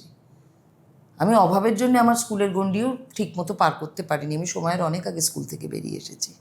মায়ের হাত ধরে যাত্রায় গেছিলাম 84-এ আমার যাত্রায় এন্ট্রি। তারপর মাঝখানে একটা বছর বসে গেছিলাম, ঠিক মানে অ্যাডজাস্ট করতে পারছিলাম না। মানে তখন তো বয়সটা খুব কম, আমি যে যাত্রায় অভিনয় করবো এটা তো ভাবিনি। মানে জাস্ট অভাবের তাড়নাতেই মায়ের সঙ্গে, তখন অফিস ক্লাবের কলকাতায় খুব চল ছিল, অফিস ক্লাব, গ্রুপ থিয়েটার, আমার গ্রুপ থিয়েটার এবং অফিস ক্লাব, মায়ের হাত ধরে অফিস ক্লাব। মায় যখন বললো যে চল, এরকম নিয়ে এলো যে নিখিল চক্রবর্তী বলে একজন বললো যে তুমি যখন যাত্রা করছো তো যাত্রাই করুক, অভিনয় যখন করছে। তো 84-এ মায়ের হাত ধরেই যাত্রায় যাওয়া। তারপরে 85-86-এ গিয়ে আমি কন্টিনিউ করতে পারলাম না, কারণ তৈরি ছিলাম না। একটা যাত্রায় অভিনয় করতে গেলে গলা তৈরির ব্যাপার, তখন তো বয়সটা কম ছিল, ধরে যেত, গলা ধরে যেত। তখন অনেক বড় বড় শিল্পী, আমি তখন একদম লাস্ট বেঞ্চের আর্টিস্ট। আমি আজও লাস্ট বেঞ্চেরই আর্টিস্ট, সেটা না, কিন্তু আমি তখন একেবারে অফিসিয়ালি লাস্ট বেঞ্চের আর্টিস্ট। এবার ন্যাচারালি গলা টলা ধরে গেলে হয় কি, তখন বুঝতে পারতাম যে আমি, কিন্তু আমার অভিনয়ের বেসটা যেহেতু গ্রুপ থিয়েটার ছিল, আমার অভিনয়টা নিয়ে কিন্তু কোনোদিন কোনো সমস্যা হয়নি। এবং আমি প্রথম থেকেই, যার কথা না বললেই না, মানে যার জন্যে মানুষ আজকে আমাকে চেনেন, প্রথম ভৈরব গঙ্গোপাধ্যায়, যার কলমের, যার মানসকন্যা বলা হয়, ভৈরব গাঙ্গুলির মানসকন্যা বলেই মানুষ আমাকে জানেন, তার কলমের জন্যই তো মানুষ কাকলি চৌধুরীকে চিনেছে। তো ভৈরব মামা চিরদিন আমাকে কলমটার ব্যাপারে খুব স্নেহ করেছিলেন। মানে এত সুন্দর সুন্দর ক্যারেক্টার লিখে দিয়েছে যে মানুষ সবাইকে ছেড়ে আমাকে দেখেছে। এবং ওই জায়গা থেকে কিন্তু আমি প্রচণ্ড লাকি বলতে হবে যে আমি এত প্রথম থেকে সুন্দর প্রিভিলেজড হয়ে গেছিলাম যে ভৈরব গাঙ্গুলির কলম ও কাকুল দেবেই।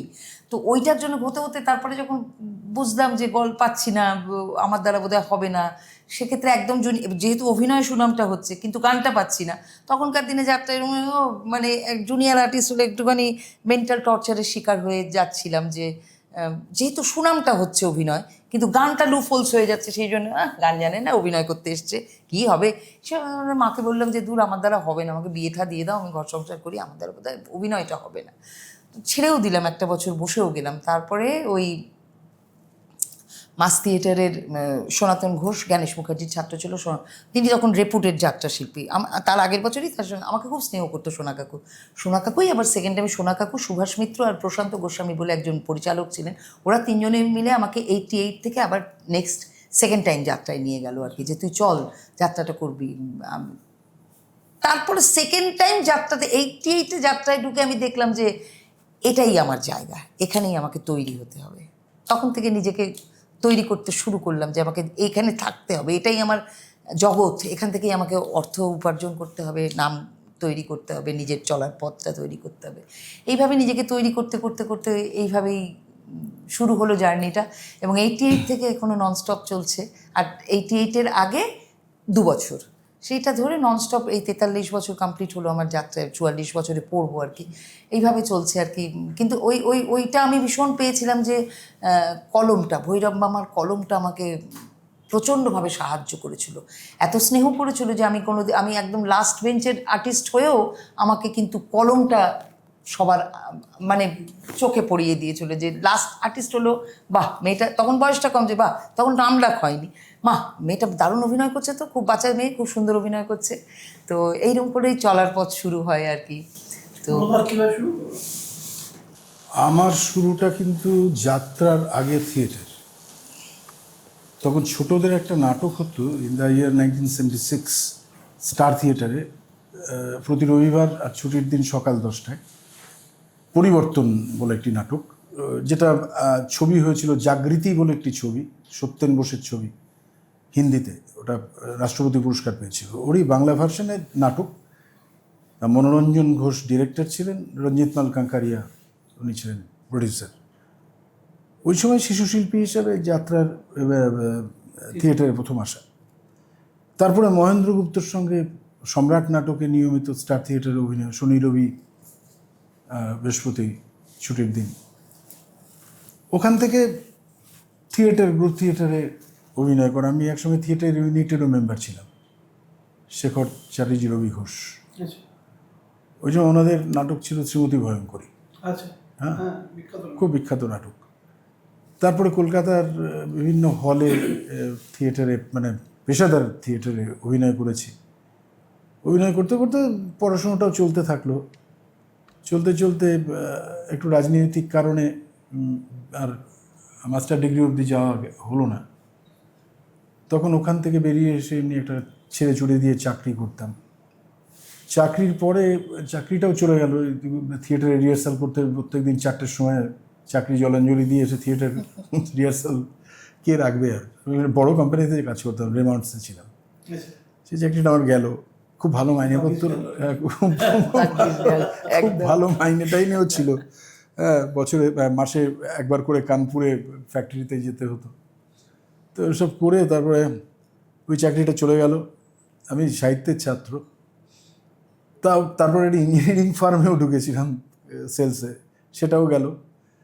তারপরে পাড়ার ক্লাবে বছরে একবার করে যাত্রা হয় আর কি, মানে পেশাদারি যাত্রা। তখন আপনি কোথা থেকে, কলকাতা থাকেন না, আমি তখন বালিতে, বালি। হ্যাঁ, বালি নিশ্চিন্দাতে আমার বাড়ি। নিশ্চিন্তে হ্যাঁ, আমার বাবা নিশ্চিন্দা চিত্তরঞ্জন স্কুলের টিচার ছিলেন। সেই সুবাদে আমরা ওখানেই, মানে কলকাতা থেকে গিয়ে ওখানেই আমাদের বাসস্থান। ফুটবলার আছে সূত্রপদ, হ্যাঁ, ওরে বাবা, ওখানে স্বদেশ ব্যানার্জি, ইস্টার্ন রেলের ল্যাংচা মিত্র, মিত্র বাড়ি। হ্যাঁ, বুদ্র ব্যানার্জি, এরা সবাই বন্ধুদের বাড়িটা বোধহয় এদিক এই থেকে ছিল। জিটি রোড গঙ্গার দিকে। তারপরে সনৎ সিংহ সিঙ্গার, নাট্যকার মনমথ রায়, শুভেন্দু চট্টোপাধ্যায়, ওনার আরও অনেক গুণীজন ছিলেন। সত্যজিৎ চ্যাটার্জি পরবর্তীতে। হ্যাঁ হ্যাঁ, অনেক গুণীজন। যতু বন্দ্যোপাধ্যায় নাট্যকার, চিত্ত দে, যিনি হচ্ছেন এলটিজির চিত্ত দে, আচ্ছা পিএলটি ভেঙে গিয়ে এলটিজি করলেন, মানে উৎপল দত্তের স্যারের কাছ থেকে বেরিয়ে। অনেক গুণী মানুষ। তুলসী লাহিড়ী, চণ্ডী লাহিড়ীর ভাই, ও আচ্ছা কার্টুনিস্ট। তিনি আমার বাবার খুব বন্ধু ছিলেন, আচ্ছা খুব ইনোভেটিভ লোক ছিলেন। মানে সেই সময় আমি দেখেছি দরজা খুললে আলো হচ্ছে ঘরের ভেতর, দরজা বন্ধ করলে আলো নিভে যাচ্ছে। সেই সময় উনি ওটা ম্যাথসের টিচার ছিলেন, কিন্তু খুব এইসবগুলো করতেন, ছবি তুলতেন।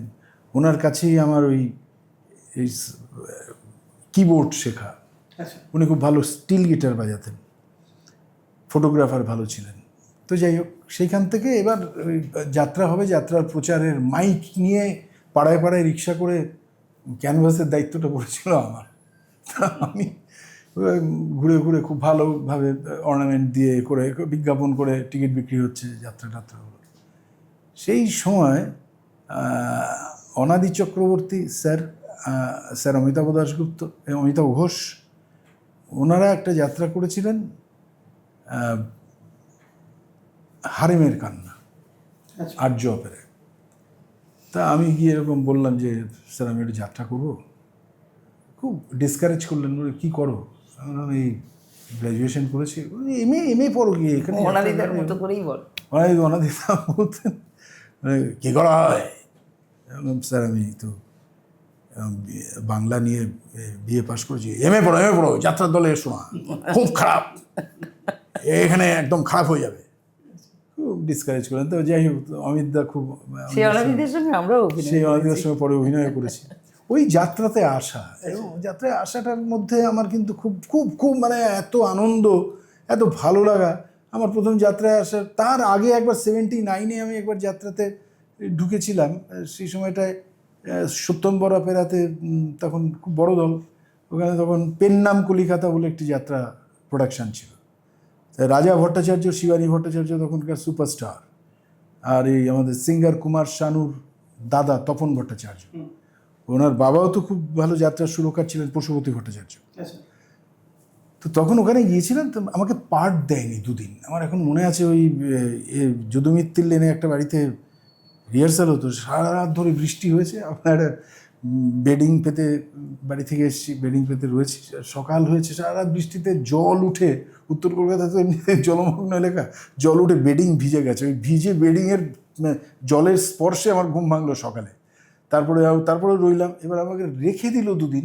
আমাকে কোনো পার্ট দেয় না, কোনো পার্ট দেয় না। আর 2 টাকা খোরাকি, 2 টাকা জলপানি, রাতে 2 টাকা, দিনে 2 টাকা, বাইরে হোটেলে গিয়ে খেয়ে ওঠো। তখন 2 টাকাতেও কিন্তু ওই ফরিয়াপুকুর মোড়ে হোটেলে কিন্তু 1.5 টাকায় খাবার পাওয়া যায়। এক পিস ডিম, আমার এখনও মনে আছে, একটা ডিম দিয়ে একটু সবজি ভাত, ওটাও খেয়েছি।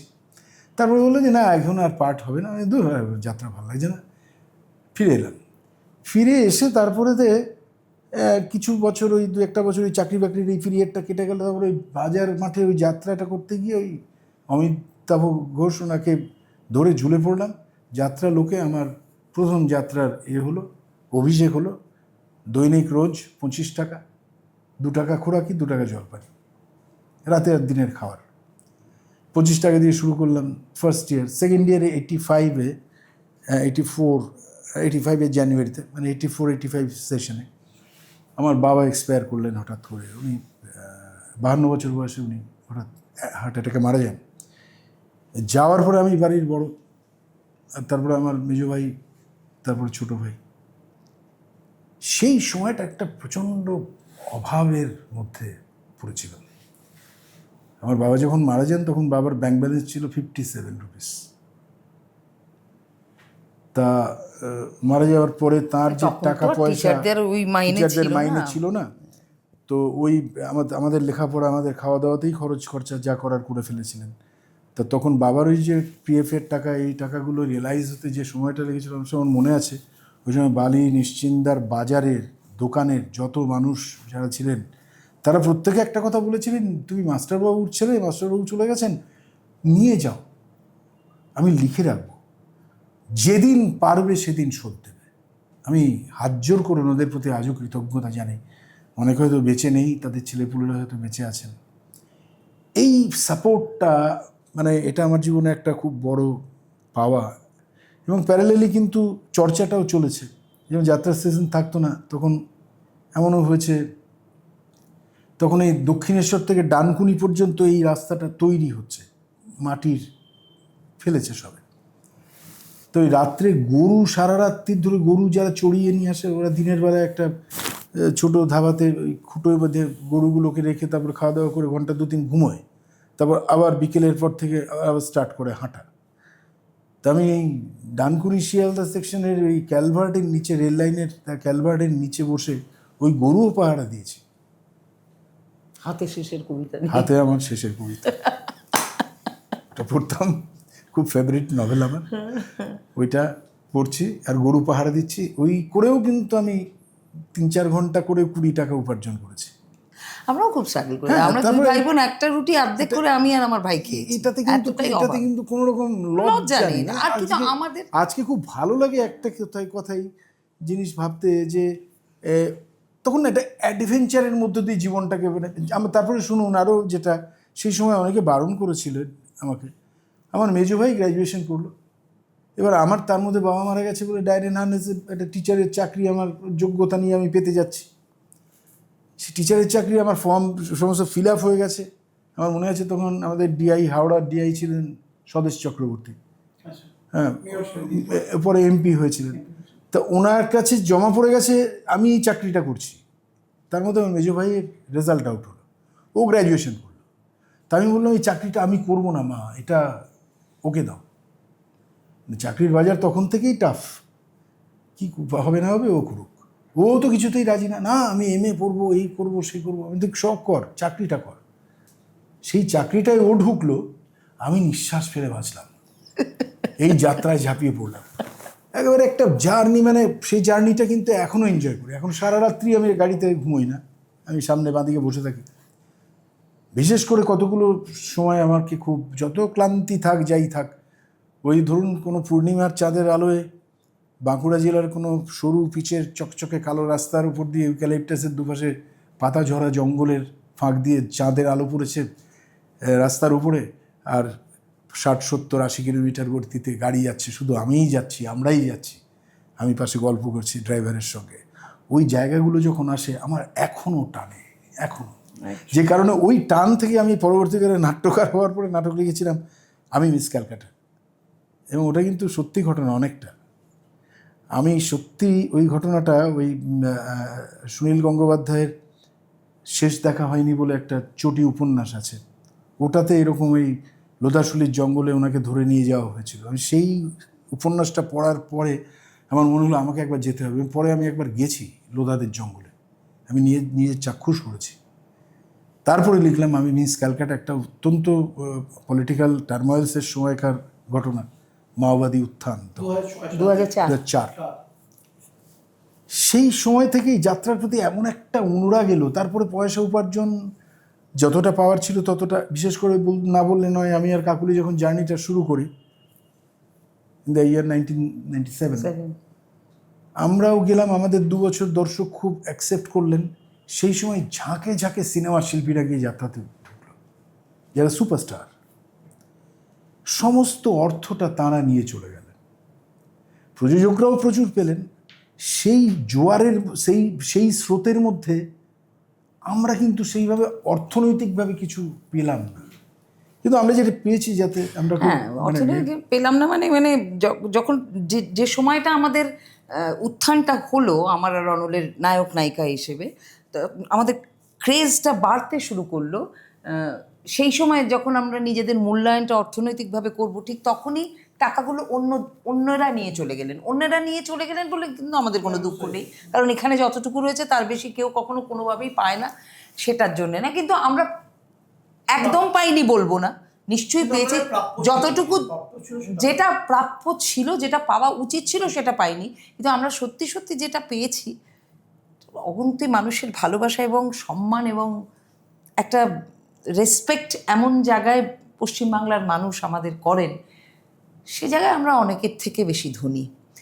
আর আমরা যেটা পেয়েছি,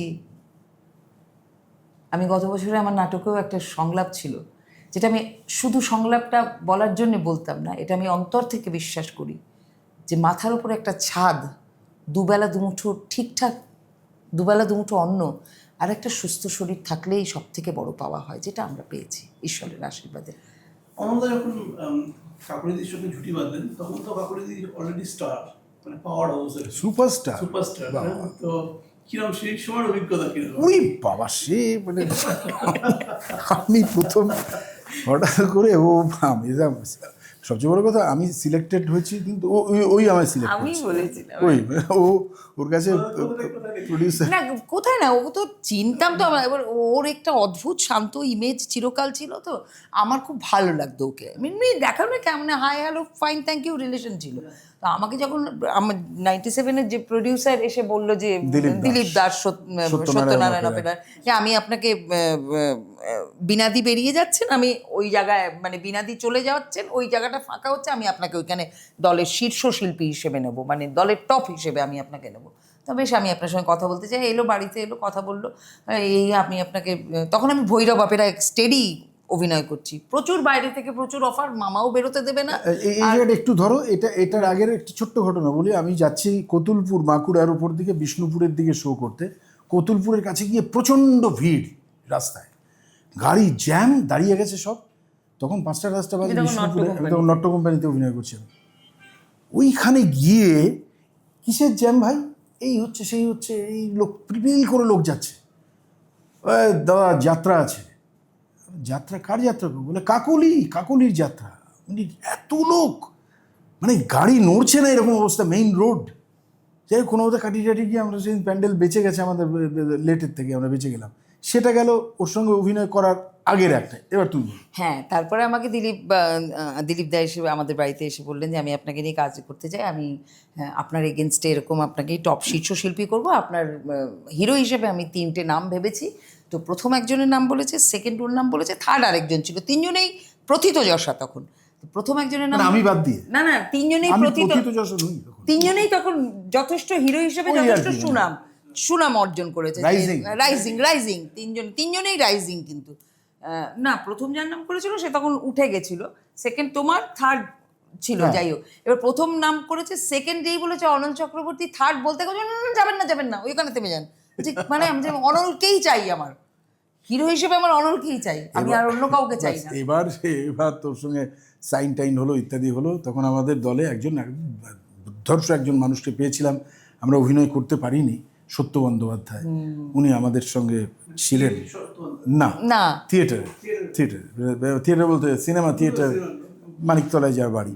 সেই সত্যতা আমাদের সিজনটা আরম্ভ হওয়ার আগেই উনি পরলোকগত হলেন। সেই সময় আমাদের সঙ্গে এসে জুড়লেন শক্তি ঠাকুর, আচ্ছা। সিঙ্গার। শক্তিদা এলেন, অনাদিদা আছেন যিনি আমাকে যাত্রায় নিয়ে এসেছিলেন, তিনি এবার আমারই দলে অভিভাবক শিল্পী হিসেবে আছেন। এবার ওর সঙ্গে আমার অভিনয় আমি দেখলাম, আমি তো কোনোদিন তার আগে ওর অভিনয় দেখিনি, শুনেছি নাম। সে রিহার্সাল করছে, আমি হতবাক হয়ে তাকিয়ে আছি, আর আমি খুব নার্ভাস হয়ে গেছিলাম। মানে আমি এর সঙ্গে কি, আমি কি করবো এর সঙ্গে, খুব মুশকিল। এবার তারপরে সিজনটা শুরু হলো, যাত্রা অভিনয় হচ্ছে প্যান্ডেলের পর প্যান্ডেল। আরেকদিন একটা দেখলাম, ওই যে একটু আগে বলছিলাম চন্দ্রকোনা রোড থেকে গোয়ালতোড়ে আমাদের শো ছিল, ওখানে 18-20 কিলোমিটার রাস্তা।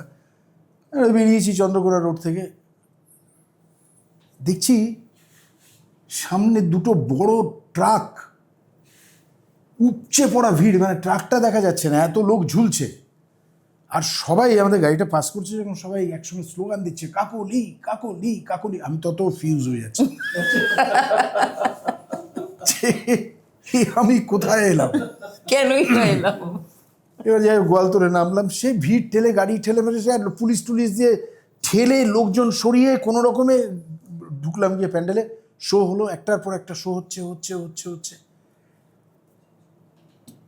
বাই গডস গ্রেস, বাপ মায়ের আশীর্বাদে আমার পাশে আমাকে কিন্তু কেউ হ্যাটা করেনি, মানে ওর পাশে ফেলে দেয়নি, মানে দূর মারাচ্ছে না না, খুব সুন্দর মানিয়ে Accept গেছিল। করেছেন। না মানিয়ে গেলে 30 বছর চলে বলো তো। 2 বছর কাটালাম এইভাবে।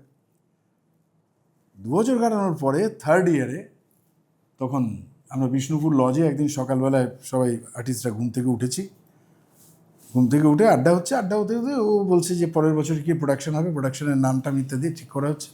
প্রডিউসারও আছেন, এবং যাত্রাতে আপনার নামটাই ঠিক করেন আপনি? হ্যাঁ আগের নামটা, হ্যাঁ আগের নামটা, এটা নাম ঠিক করা হোক।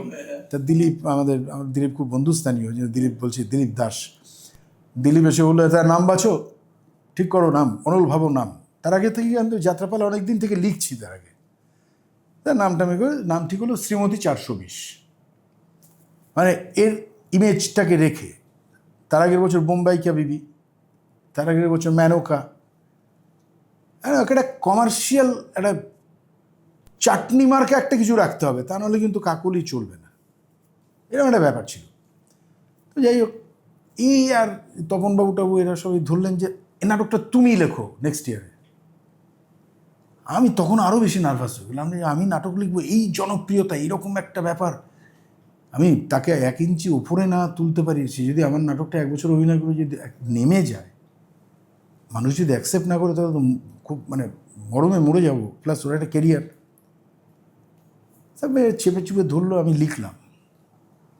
লিখতে বসে আমি প্রথম যে ভাবনাটা ভেবেছিলাম যে ওর ওই কমার্শিয়াল ইমেজটা তো থাকছে, এবার অভিনেত্রী কাকলিকে বার করে করে যদি একটু করে আনা যায়, অনেকদিন লং রানে যাওয়ার জন্য। লং রানে কিন্তু হ্যাঁ, গ্রেটফুল এই জন্য।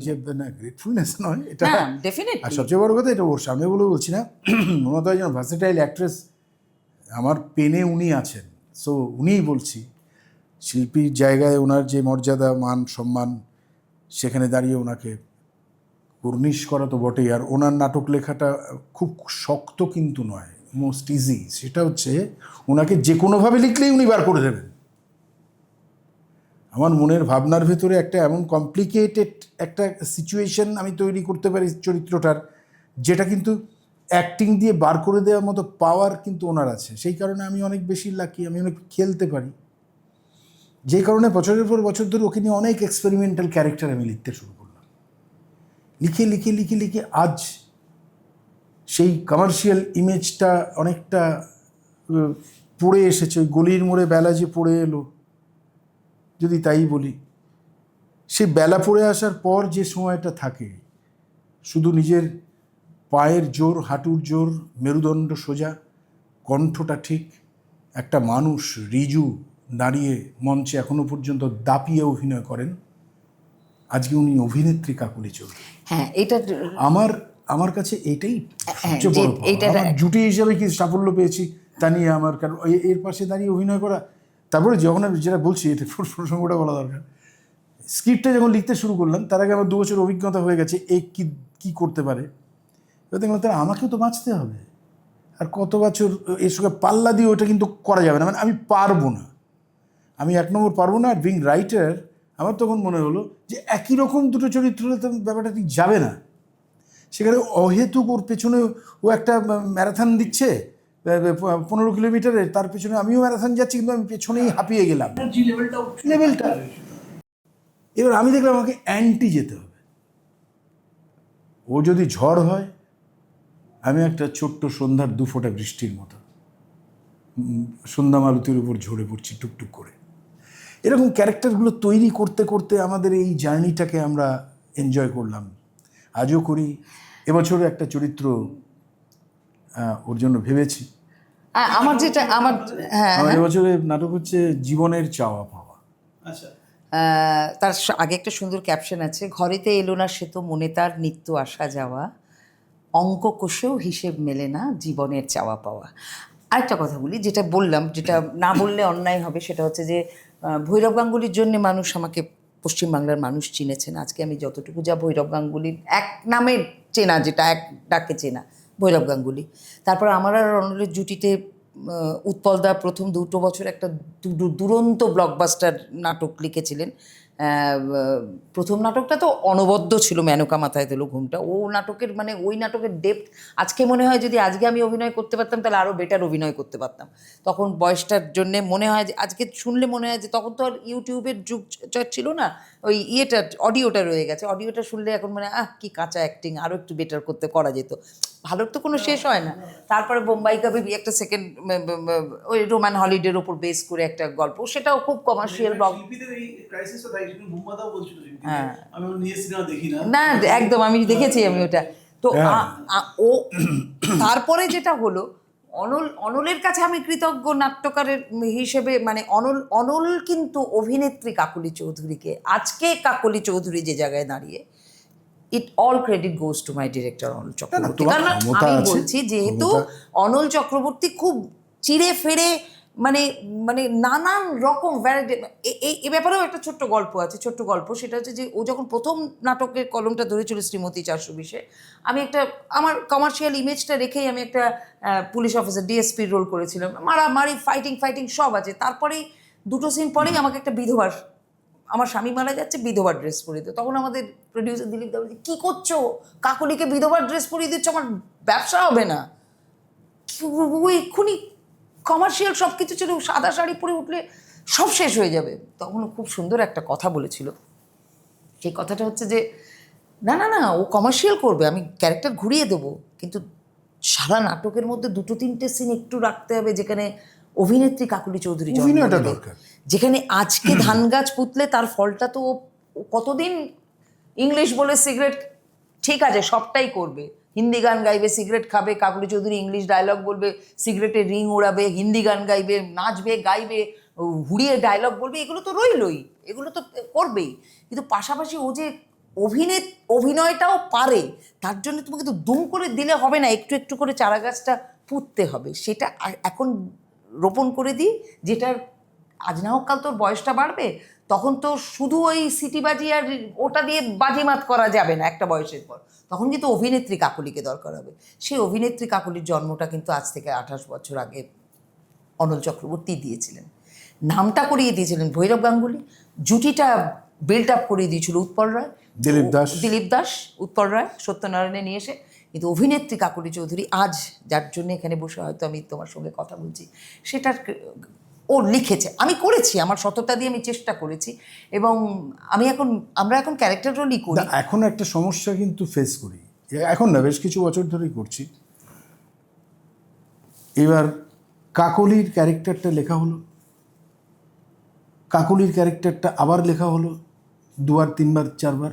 প্রত্যেক বছর গ্রিন রুমে দর্শকদের, দাদা আপনার কাছ থেকে কিন্তু সেরকম পেলাম না, দাদা আপনারটা কিন্তু কম হয়ে গেল, আচ্ছা দিদিকে আপনি বেশি দিয়ে ফেলছেন, দাদা আপনার থেকে কিন্তু পেলাম না। আমি চিন্তা করে দেখি, আচ্ছা বেশ একটা আসি, এরপরের বছর একবার দেখি একবার, এরপরের বার দাদা এবার কিন্তু আপনি দিদিকে ছাপিয়ে গেছেন, দাদা এবার কিন্তু আপনি দিদিকে একদম ছাপিয়ে গেছেন। এবার মুশকিলটা হয় কি, দিদি শিল্পী কাকলি, দিদি আমার বান্ধবী কাকলি, দিদির পারিবারিক বন্ধু আমি, দিদি আমাদের অত্যন্ত মানে আপনজন। তার বাদ দিয়েও সবচেয়ে বড় একটা দিদির পরিচয় হচ্ছে দিদি একজন নারী। একটা নারীর পক্ষে এবার দাদা দিদিকে কিন্তু আপনি ছাপিয়ে গেছেন, শোনাটা কিন্তু একটু কষ্টকর। আর সেই কষ্টটা যে ও পায় সেটা আমি ফিল করি, রেখে দেয় না। কষ্ট পাই না, না, তোমার শোনা বলে আমি কষ্ট না, পাই? সুনামের জন্য- দেবো না সবার সামনে, ক্যামেরার সামনে কিছু বাজে বাজে কথা বলছো। সুনামের জন্য বলছি। কখনো কষ্ট না, পাই না, একটা আমি বলছি কষ্ট মানে কি একটা হয়, এটা নারীর সত্তার বৈশিষ্ট্য। এটা আমার কোনোদিন হয়নি গো, বাজে কথা না, বলো আমি না। আমি আমি অন্যভাবে তোমাকে কিন্তু পেইন্ট করছি না, একদম কখনোই না, একদম না। এটা সত্যি কথা। না, এবং কয়েকটা আমি যে- কয়েকটা যে বই আছে, প্রসঙ্গ- আমি কিন্তু করতাম হ্যাঁ, না কয়েকটা আমি হরিদাস পালের আমি সেটাই তো বউ, বলছি। হ্যাঁ, বা যেখানে তুমি অন্যরকম মানে অনল চক্রবর্তীর একটা ইমেজ আছে, পাঞ্জাবি গায়ে দেবে, পায়জামা পরবে, হাতে কাঁধে একটা ব্যাগ থাকবে, 4টে মান্নাদের গান গাইবে, সেখান থেকে বাদ দিয়ে তুমি যখন 2-4টে বই অন্যরকম করেছো, তোমাকে মানুষ আমার থেকে বেশি ভালো বলেছে, তার জন্য আমার বুকের না, বাঁদিকে একটু আমি ব্যথা সেটা করে বলিনি, ভাই, আমি ওসব বাজে বলছি- কথা বলে লাভ আমি নেই। বলিনি সেটা, আমি বলছি আর- ব্যথা কেন গো, ব্যথা করলে তো তারপরে বছর থেকে তুমি আমি করতেই পারতাম না হ্যাঁ, অভিনয়। তাহলে 30 ব্যথা বছর- নয়, না, ওটা আমি একটা বলছি যে মানে এই দুটো শিল্পীর মানে এইটা যখন মুখোমুখি হবে, সে আপনাদের বাংলা যাত্রা শিল্পের উত্তম সুচিত্রা বলা হয়, ঠিক আছে? এটা দীর্ঘদিন ধরে মানুষ বলছেন যে এত সাকসেসফুল একটা জুটি এতগুলো বছর ধরে। আমি এটাই প্রশ্ন করতে চাইছিলাম, কোনো সময় এই টানাপোড়েনটা হয়নি, না, না, না, একদম কোনোদিন না, একদম হয়নি। আমি একটু গুরুত্ব পেলাম কোনো দিন হয়নি। শোনো, না, এটা নিয়ে না। একটা পডকাস্টে আমি বলেছিলাম বলে একজন দর্শক কমেন্টসে লিখেছে, ওহ ক্যামেরার সামনে আসলে সব যত ভাটের কথা, কোনো নাকি রাগ নেই। তা আমি তাকে আবার উত্তরটা দিলাম যে না দাদা, ভাটের কথা না, একদম সত্যি কথা। আমার সত্যি অনলের প্রশংসা হলে আমার বুকের বাদিক চিনচিন করে না, আর আমার আর তো আমারও, করেই না। আর ওর তো করেই না। আমার তো আমি নেই। আবারও বলছি, যখন অটোগ্রাফের যুগ ছিল, এমনও হয়েছে আমার নাকের ডগা দিয়ে দাদা একটা অটোগ্রাফ দিন, আমাকে আমাকে পৌঁছেও নি, জিজ্ঞেসও করেনি। আবার এমন হয়েছে যে আমাকে কাকুলি আপনার জন্য এসেছি, হ্যাঁ, তাতেও অনলের কিছু হয়নি। আমাকে ডায়েরিটা আমাদের- দিচ্ছে একজন, বাদিকে গাড়িতে আমি বসে আছি, তুমি এনার ডায়েরিটা দিয়ে বলছি একটু দিদিকে দিন অটোগ্রাফ নেবো, আমি দিয়েছি ওকে হ্যাঁ, autograph। এইগুলো নিয়ে না সত্যি এগুলো আমাদের আমার মধ্যে কাছে কোনো কিছু ম্যাটার matter করেনি করেনি কোনো কোনোদিন। দিন না। 30 বছরে আমাদের মধ্যে কোনো দিন এই ইগোর প্রবলেমটা কোনোদিন আসেনি যে অনলের এবছর একটু নামটা বেশি হয়ে গেল, সঙ্গে সঙ্গে আমার মুখটা ভারী হয়ে গেল, হ্যাঁ, কোনোদিন না, আর কোনোদিন এখন না, যেটা একদম। দাঁড়িয়েছে, এখন তো দাঁড়িয়েছে যৌথ দুজনের কম্বিনেশনের সিন কটা দিন। এই গত বছরেই আমি বলছি, তার আগের বছরেই যে প্রোডাকশনটা আমরা করেছিলাম, সেখানে আমার আর অনলের উপস্থিতিটা একসঙ্গে কম ছিল। সেই জায়গাটাতে কিন্তু মানুষ একটু বঞ্চিত হয়েছে, সেটা যে কোনো কারণেই হোক, ওটা এক্সপেরিমেন্টাল ক্যারেক্টার করেছিল সেই জন্যে। কিন্তু গত বছরে আমরা যে প্রোডাকশনটা করেছিলাম, সেই হারানো সুরে আমি আর অনন্ত যখন প্রথম পদার্পণ করেছিলাম, রোমান্টিক নায়ক নায়িকা হিসেবে করেছিলাম। তারপরে যখন আস্তে আস্তে হতে হতে হতে হতে আস্তে আস্তে যখন ক্যারেক্টার রোলে শিফট হয়ে গেছি, তারপরে আস্তে আস্তে আমরা একটুখানি একটু এক্সপেরিমেন্টাল ক্যারেক্টার। আমি কখনো ভিলেন করেছি, মানুষ আমার ভিলেন কিন্তু নিয়েছে, কিন্তু অনলের আমাকে ভিলেনকে নেয়নি। নিতে চাইনি। কিন্তু এরকম করতে করতে গত বছর আমরা একটু অনেক দিন পর আমরা একটু রোম্যান্টিক গল্প করেছিলাম, একটা বেশি বয়সের রোম্যান্স। তুমি বিশ্বাস করতে পারবে না যে সেটা কিভাবে মানুষের কাছে অ্যাকসেপ্টেড হয়েছে। এবং কিছুদিন আগে একটা থিয়েটার দেখতে গেছি, সেখানে গ্রামের দুটো পরিচিত ছেলে, তাদের গ্রামে আমাদের শোটা হয়েছিল। দিদি গত বছর যেরকম নাটক দেখেছি সেইরকম, কিন্তু আপনারা কিন্তু রোম্যান্টিক থাকবেন। ঠিক আছে, সেটা নয়, মানে আমরা বয়সোচিত ভাবে ডেফিনেটলি 18 বছরের মেয়ে আর 20 বছরের খোকাখুকি করার মতো বোকা তো আমরা নই, কিন্তু আমরা করবো সে গল্পের মধ্যে মানুষ যত যাই থাক না কেন। আমার আর অনলের মানে বলতে লোকে নিজের মুখে বলতে খুব খারাপ লাগে, জাস্ট অনুষ্ঠানটা হচ্ছে বলে বলছি, মানুষের কথা, এগুলো আমাদের কথা না।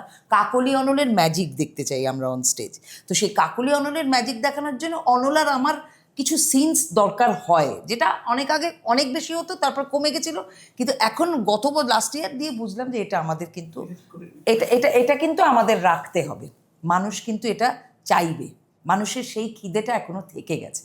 তো আমরা আর যে কবছর আছি, ন্যাচারালি একটা সময় তো মানুষের অবসর তো নিতেই হয়। যদিও অনেকে যারা খুব পছন্দ করেন, তারা অবসরের কথা শুনলেই মারি না না না না অবসরের কথা বলবেন না, একদম না ওসব। কিন্তু ওসব আবেগে গিয়ে তো লাভ নেই।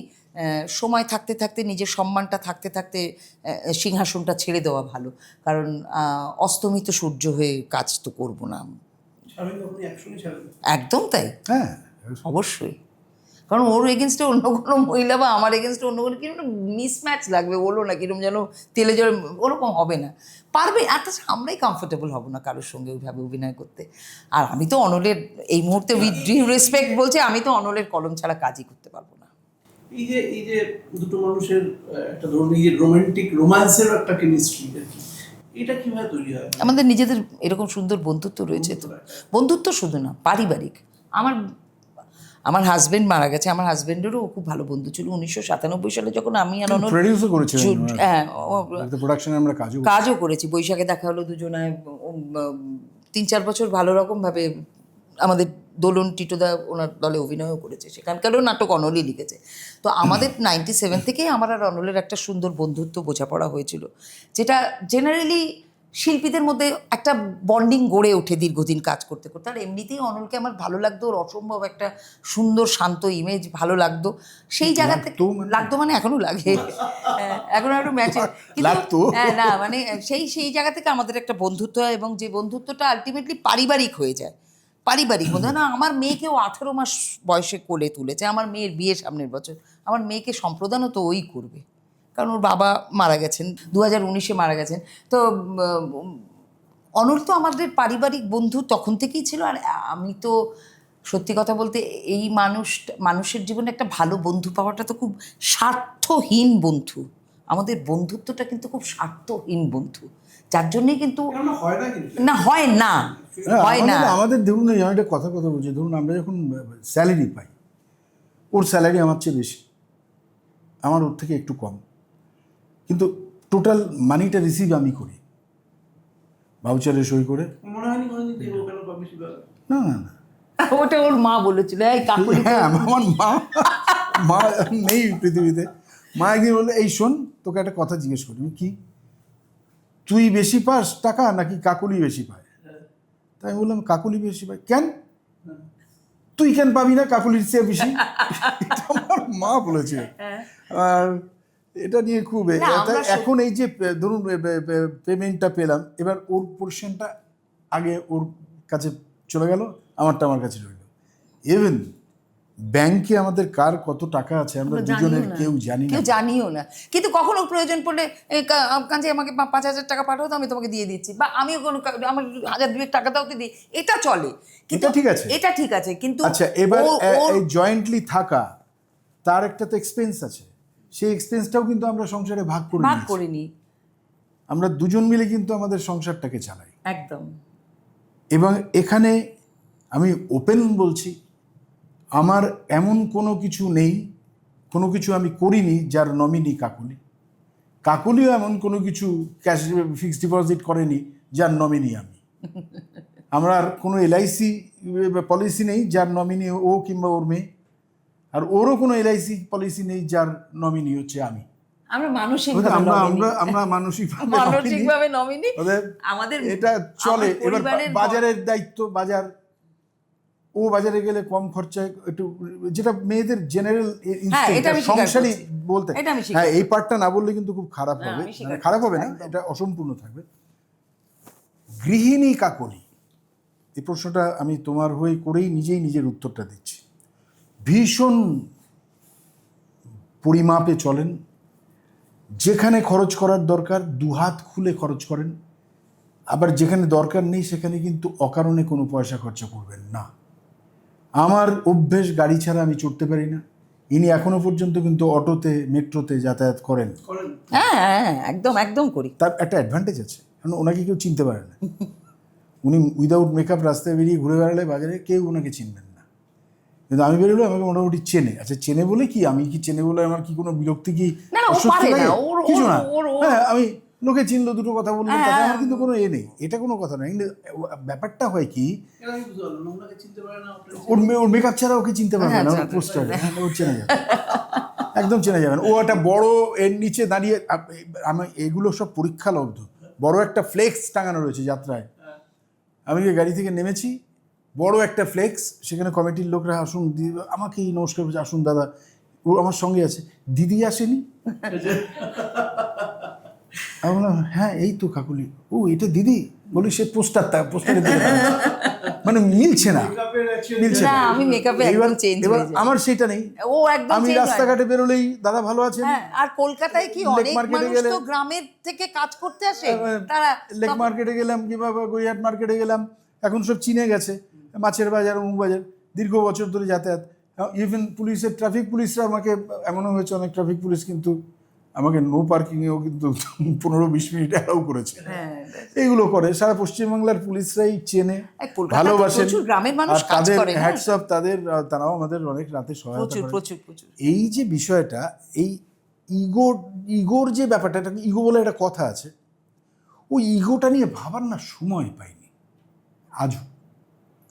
আমার মনে হয় বন্ধুত্বটা ছাপিয়ে গেছে অনেকটা। একদম একদম একদম, মানে এখন একটা জয়েন্ট ভেঞ্চার, যে এখন জয়েন্ট ভেঞ্চার। এখন মেয়েটার বিয়ে হবে, তার শ্বশুরবাড়ি হবে। আমি মাঝে মাঝে ভাবি মেয়েটার বিয়ে হয়ে যাওয়ার পর আমরা দুজন একা, আমি একা জীবনটা একসময় বেছে নিয়েছিলাম, একা থাকবো, আমার একটা খুব ফ্যাসিনেশন ছিল। কিন্তু একা থেকে দোকা হয়ে গেলাম, আবার দোকা থেকে এখন মেয়ের বিয়ের পরে সেই মেয়ে শ্বশুরবাড়ি চলে যাওয়ার জন্যে যে অনুভূতি, সেগুলো অলরেডি আসতে শুরু করেছে। এগুলো যে কারণে আমার সঙ্গে দুটো জিনিস হয় এখন পরিবারে। এক হচ্ছে মেয়েরা বিয়ে হয়ে চলে যাওয়ার আগে মায়েদের সঙ্গে তাদের খুব খিটিমিটি লাগে, এটা খুব সাইকোলজিক্যালি আসে। আর বাবার সঙ্গে কিন্তু তাদের একটা খুব ভালো বন্ডিং তৈরি হয়। ওদের খিটিমিটিটা কিন্তু সারাদিন লেগে আছে এখন। বাট আমার সঙ্গে কিন্তু সে একদম, তুমি একটু বলে দাও তো এইটা করতে হবে পাশের ঘরে, তুমি বলে দাও আমি বেরোচ্ছি, এগুলো আমাকে সামলাতে হয়। এগুলো ওই বিয়ে হবে, ওর একটা ওর ভেতরেও একটা সাইকোলজিক্যাল চলছে। এই জুটিটা ভাঙার চেষ্টা হয়নি? ধরুন আপনারা প্রচুর। বিভিন্ন রকম গ্রুপ থেকে, বিভিন্ন নাটক থেকে প্রচুর। offer আসে। প্রচুর না, অফার অফার না, অফার না। অফার যতদিন এসছে একসঙ্গেই এসছে। আমরা আরম্ভ হওয়ার পর থেকে আমাদের আলাদা আলাদা কাজ করতে বলার অফার বোধহয় আসে, না না না, কেউ বলে। ওটা ভেঙে দেওয়ার জন্য। কিন্তু ওই জুটি ভেঙে দেওয়ার জন্য কিন্তু হয়েছে, তাই নিয়ে কোর্ট কাচারি হয়েছে। ধরুন আরে বিজ্ঞাপন বেরিয়ে গেল, কোনো এক দল কাকুলি চৌধুরী অভিনীত অমুক একটা পাবলিসিটি বার করে দিল, এবার তাকে বলা হলো এটা বললেন কেন, আমরা তো, ও তো আলাদা কাজ করবে বলেনি। না, উনি তো সই করেছেন একা, এগ্রিমেন্টে সাইন করেছে, হ্যাঁ করেছেন। সই জাল করে সেইটাকে প্লেস করে কোর্টে করেছে, কেস করেছে। সেই কেসে আমরা ফাইট করেছি, না কি আমরাই কেসটা করলাম, হ্যাঁ আমরা কেসটা করলাম যে এটা অকারণে ইচ্ছাকৃতভাবে এটা করা হয়েছে। তখন ওখান থেকে এলো যে কাজ করতে দেব না, একা যদি কাজ করবেন নাহলে সই রয়েছে একা। সে নিয়ে কোর্ট কাছারি মামলা মোকদ্দমা হলো, তিনি হেরে গেলেন লোয়ার কোর্টে। তারপরে আমরা পাশে আপার কোর্টে যাই, তার আগে এসে সারেন্ডার করলেন, মানি কম্পেনসেট করলেন। এটাও হয়েছে, কিন্তু এটা ভাঙতে পারেনি। এভাবে হয় না এগুলো। মানে আমাদের আরেকটা কি আছে জানেন, অনেকে ভাবে যে, এখন ভাবেন না, হয়তো কোনো এক সময় ভাবতেন, ওই যে উঠে ধরে ওঠার একটা ব্যাপার থাকে না, আমি নাকি ওকে ধরে উঠেছি, কিন্তু আমি তো একটা জায়গায় উঠে তারপর ওকে পেয়েছি, এটা অনেকেই জানেন না। আমি নট্য কোম্পানি থেকে বেরিয়ে বিনাদির থেকে বেরিয়ে তারপর আরও একটা দল সুপ্রিয়া দেবী কি নাটক, তখন জননী সুপারহিট, আমার যাত্রা, মায়ের সিঁদুর ফিরিয়ে দাও, তুমি অভিনয় করলেন, আমিও ছিলাম তাতে।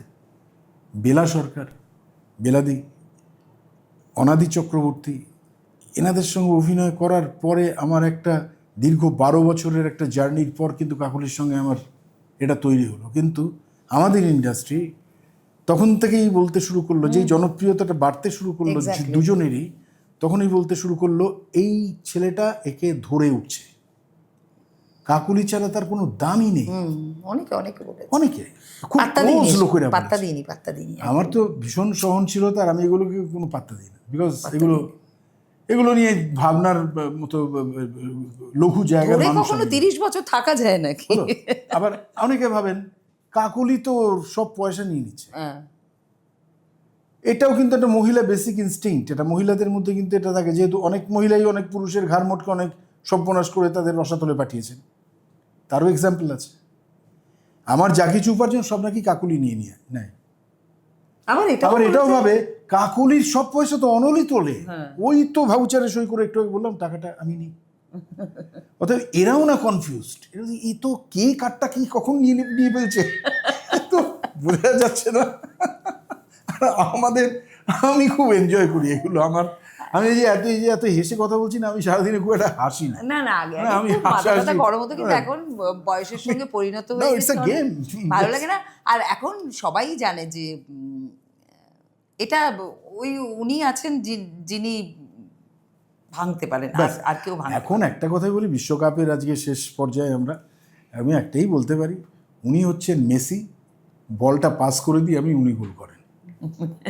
কেন গোলটা ওনাকে দিয়ে করাতে হবে, স্কোরার উনি না হলে পরে মানে কি বলবো, একটা এরা তৈরি হবে না, ঠিক কথা। এটা এরা হয়ে থাক। এই যে প্রচুর ফিল্ম স্টাররা এসে বা যারা চলচ্চিত্র বলুন বা টেলিভিশনের অভিনেতারা এসে বলুন যাত্রা শিল্পে বিভিন্ন সময় অভিনয় করতে এসেছেন, এখনো আসছেন, তাতে যাত্রা শিল্পটা কতটা মানে উপকৃত হয়েছে আপনার মনে হয়? আদৌ হয়েছে? তুমি বলো আগে। না তুমি বলো। আমি অনেক বকছি, তুমি বলো। না এটা তুমিই বলো, তুমি অনেক বেটার বলতে পারবে। আমার আমার মনে হয় হয়তো বেশি সত্যি কথা বেরিয়ে যাবে। না সত্যি বেরোক না। না ঠিক আছে, তুমি বলো না। আমরা প্রত্যেকেই আমাদের বন্ধু, প্রত্যেককে সবাই আমাদের অত্যন্ত শ্রদ্ধা করে, অত্যন্ত ভালোবাসে। আমার যেটা সিনেমা ইন্ডাস্ট্রি, থিয়েটার ইন্ডাস্ট্রির প্রত্যেকের সঙ্গে আমাদের প্রচন্ড ভালো সম্পর্ক, সবাই আমাদেরকে সম্মান দেখুন, করে। আমি একটা কথা বলি, আমার নাটকে, আমার পালায়, আমার নির্দেশনায় বহু সিনেমার শিল্পীরা অভিনয় করেছেন। ভিক্টর ব্যানার্জি, সুপ্রিয়া দেবী, দীপঙ্কর দে, দোলন, অনামিকা সাহা, কুশল চক্রবর্তী, নিমু ভৌমিক, জর্জ বেকার, আমাদের অর্পিতা দেবী, তারপরে আমাদের যিনি মারা গেলেন সঙ্গমিত্রা ব্যানার্জি, হ্যাঁ, এরা অনেকে অভিনয়, পাপিয়া অধিকারী আমার ডিরেকশনে যাত্রা করেছেন। আমি একটা জিনিস বুঝেছি যে একটা ল্যাঙ্গুয়েজের প্রতি একটা যে মানে আমি যাত্রাটা করতে যাচ্ছি, তার তো একটা ল্যাঙ্গুয়েজ আছে, ওই ল্যাঙ্গুয়েজটাকে বোঝানো হয়নি। প্রত্যেকে প্রচণ্ড পাওয়ারফুল অভিনেতা, ল্যাঙ্গুয়েজটা বোঝানো হয়নি। আজকে আপনি যদি আমাকে দিয়ে একটা ক্যামেরার কাজ করান, আমার ক্যামেরার এক্সপিরিয়েন্স কম, আপনি যদি আমাকে মিনিমাম বেসিক ল্যাঙ্গুয়েজটা না বুঝিয়ে দেন, যে এখানে দাঁড়ালে এই আলোটা না আপনি এই পাচ্ছেন, এবার আপনাকে কিন্তু আমি টাইটে ধরবো, এবার এই আলোটা এখান থেকে এই মুভমেন্টে ওই আলোটা আপনাকে নিতে হবে, এই দায়িত্বটা তো যিনি পরিচালক থাকেন, যিনি তার দায়িত্ব, এবং যিনি স্ক্রিপ্ট রাইটার তার দায়িত্ব। ওনারা তো জনপ্রিয়তা নিয়েই পৌঁছচ্ছেন, আর জনপ্রিয়তা নিয়ে যখন সেই রূপলী পর্দার শিল্পীদের যখন আমি মাঠে হাতের কাছে পাচ্ছি একজন দর্শকের, তার কাছ থেকে কিন্তু প্রাপ্তিটা দেখার সঙ্গে ওই প্রাপ্তিটাও কিন্তু একই সঙ্গে ডিমান্ড করে। শুধু দেখলাম চলে গেলাম না, ওই প্রাপ্তি যে ডিমান্ডটা, সেই ডিমান্ডটাকে পুষিয়ে দেওয়ার দায়িত্বটা কিন্তু শিল্পীর উপর শুধু বর্তায় না, বর্তায় তাকে দিয়ে যিনি কাজ করিয়ে নিচ্ছেন তার উপরে। সেইখানে কিন্তু ওনারা কোনো রকম কিন্তু সেই সাপোর্টটা পাননি, যেটা সন্তুদা সাংঘাতিকভাবে, যেটা এর মধ্য থেকে বেরিয়ে সন্তুদা, যেটা সন্তুদার কথা বলবো, দুলাল লাহিড়ী বলবো, পাপিয়া অধিকারী তার কথা বলবো, এনারা কিন্তু চুটিয়ে যাত্রা করেছেন। দীপঙ্কর দা, দোলনও কিন্তু অনেক বছর যাত্রা করেছেন, কিন্তু তা বাদ দিয়ে আরো বড় বড় সুপারস্টার যারা এসেছেন, তাদের কিন্তু শুধু বেচা বিক্রির জন্য তাদের ব্যবহার করা। প্রডিউসাররা লাভবান হয়েছেন, প্রডিউসাররা লাভবান লাভবান হয়েছেন। কিন্তু একই সঙ্গে তো ওনাদেরও একটা দায়িত্ব থাকে, এটা তো শুধুমাত্র আমার একটা ইজি মানি দরকার, আমি যাত্রা করে ফেললাম, এটা নয়, মানে ওনাদেরও একটা দায়িত্ব ছিল ডেফিনেটলি। না, ওই দায়িত্বটা না, আমার মনে হয়, আমি খুব কড়া কথায় একটা কথা বলতে চাই, হাতে যদি সিলভার টনিক এসে যায় না, ওই দায়িত্বটা কিন্তু অনেকে উপেক্ষাই করেন। না, ওটা তো একমাত্র পথ নয় উপার্জনের, যাত্রা তো সেকেন্ডারি।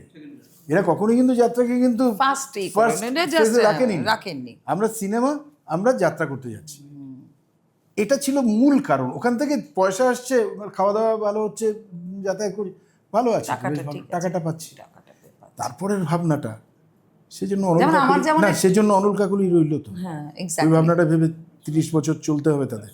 আমরা কিন্তু টাকাটা সেভাবে বাড়ালামও না, বিকজ যাত্রাটাকে ভালোবাসি তো, এটি ডিফারেন্স। কারণ আমাকে তো টিকিয়ে রাখলো এই যাত্রা।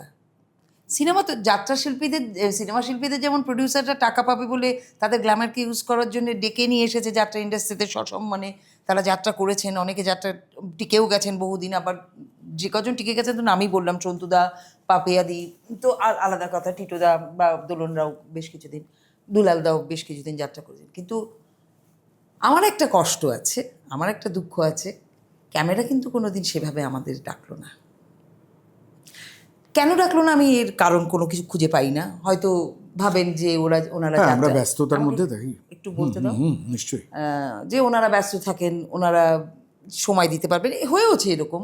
অনেক দু একটা জায়গা থেকে খুব ভালো ভালো অফার পেয়েছিলাম, আমার নাম বলতে অসুবিধা নেই, বিনোদিনীতে রামকমল মুখার্জি আমাকে আর অনলকে ডেকেছিল, কিন্তু আমরা যাত্রা যে সময় শুটিং ঠিক সেই সময় আমাদের যাত্রাটা ফুল, ওই সময় তো আমরা ওইভাবে ডেটটা, আর সিনেমার ডেট দুটো ডেট চাইছে, সেটা প্রয়োজনে কখনো কখনো তিনটে হয়েও যেতে পারে, ওভাবে তো প্রেডিক্ট করা যায় না। দুটো ডেট বলেছে, দুটো না, একটা অসুবিধা হয়েছে, কোনো একটা গড ফরবিড কোনো একজন আর্টিস্টের হয়তো টপ শিল্পী সেই সিনেমা, তার হয়তো অসুবিধা হয়ে গেছে, একটা ডেট একটু অ্যাডজাস্ট করতে হবে, তখন তো আমি তাকে বোঝাতে পারবো না যে না ভাই আমার যাত্রা আছে, আমাকে যেতে হবে।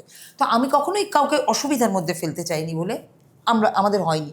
কিন্তু হ্যাঁ, আমি উই আর গ্রেটফুল, মানে ভালোবাসা স্নেহ থেকেই বলছি, আমরা বিনোদিনীতে কাজ করতে পারিনি, কিন্তু বিনোদিনীর সঙ্গে এত মানসিকভাবে জড়িয়েছিলাম। ওনার কিন্তু টাইটেল কার্ডে, আমরা বিন্দুমাত্র না থেকেও টাইটেল কার্ডে আমার আর অনলের নামটা রামকমল দিয়েছিল, কৃতজ্ঞ।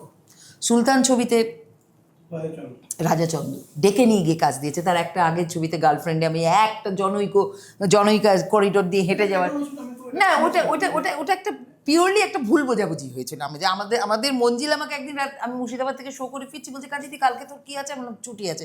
কোথায় আছিস? আমি মুর্শিদাবাদ থেকে ফিরছি, কালকে সকালবেলায় নারায়ণী স্টুডিওতে চলে যেতে পারবি, ওইখানে একটা স্টুডিওতে চলে যেতে পারবি, ওখানে একটা রাজাচন্দ্রের বই হচ্ছে, একটা খুব দুর্দান্ত ক্যারেক্টার, তোকে ওটাও একেবারেই মানে পুরোটাই মিস আন্ডারস্ট্যান্ডিং এর মধ্যে হয়েছিল।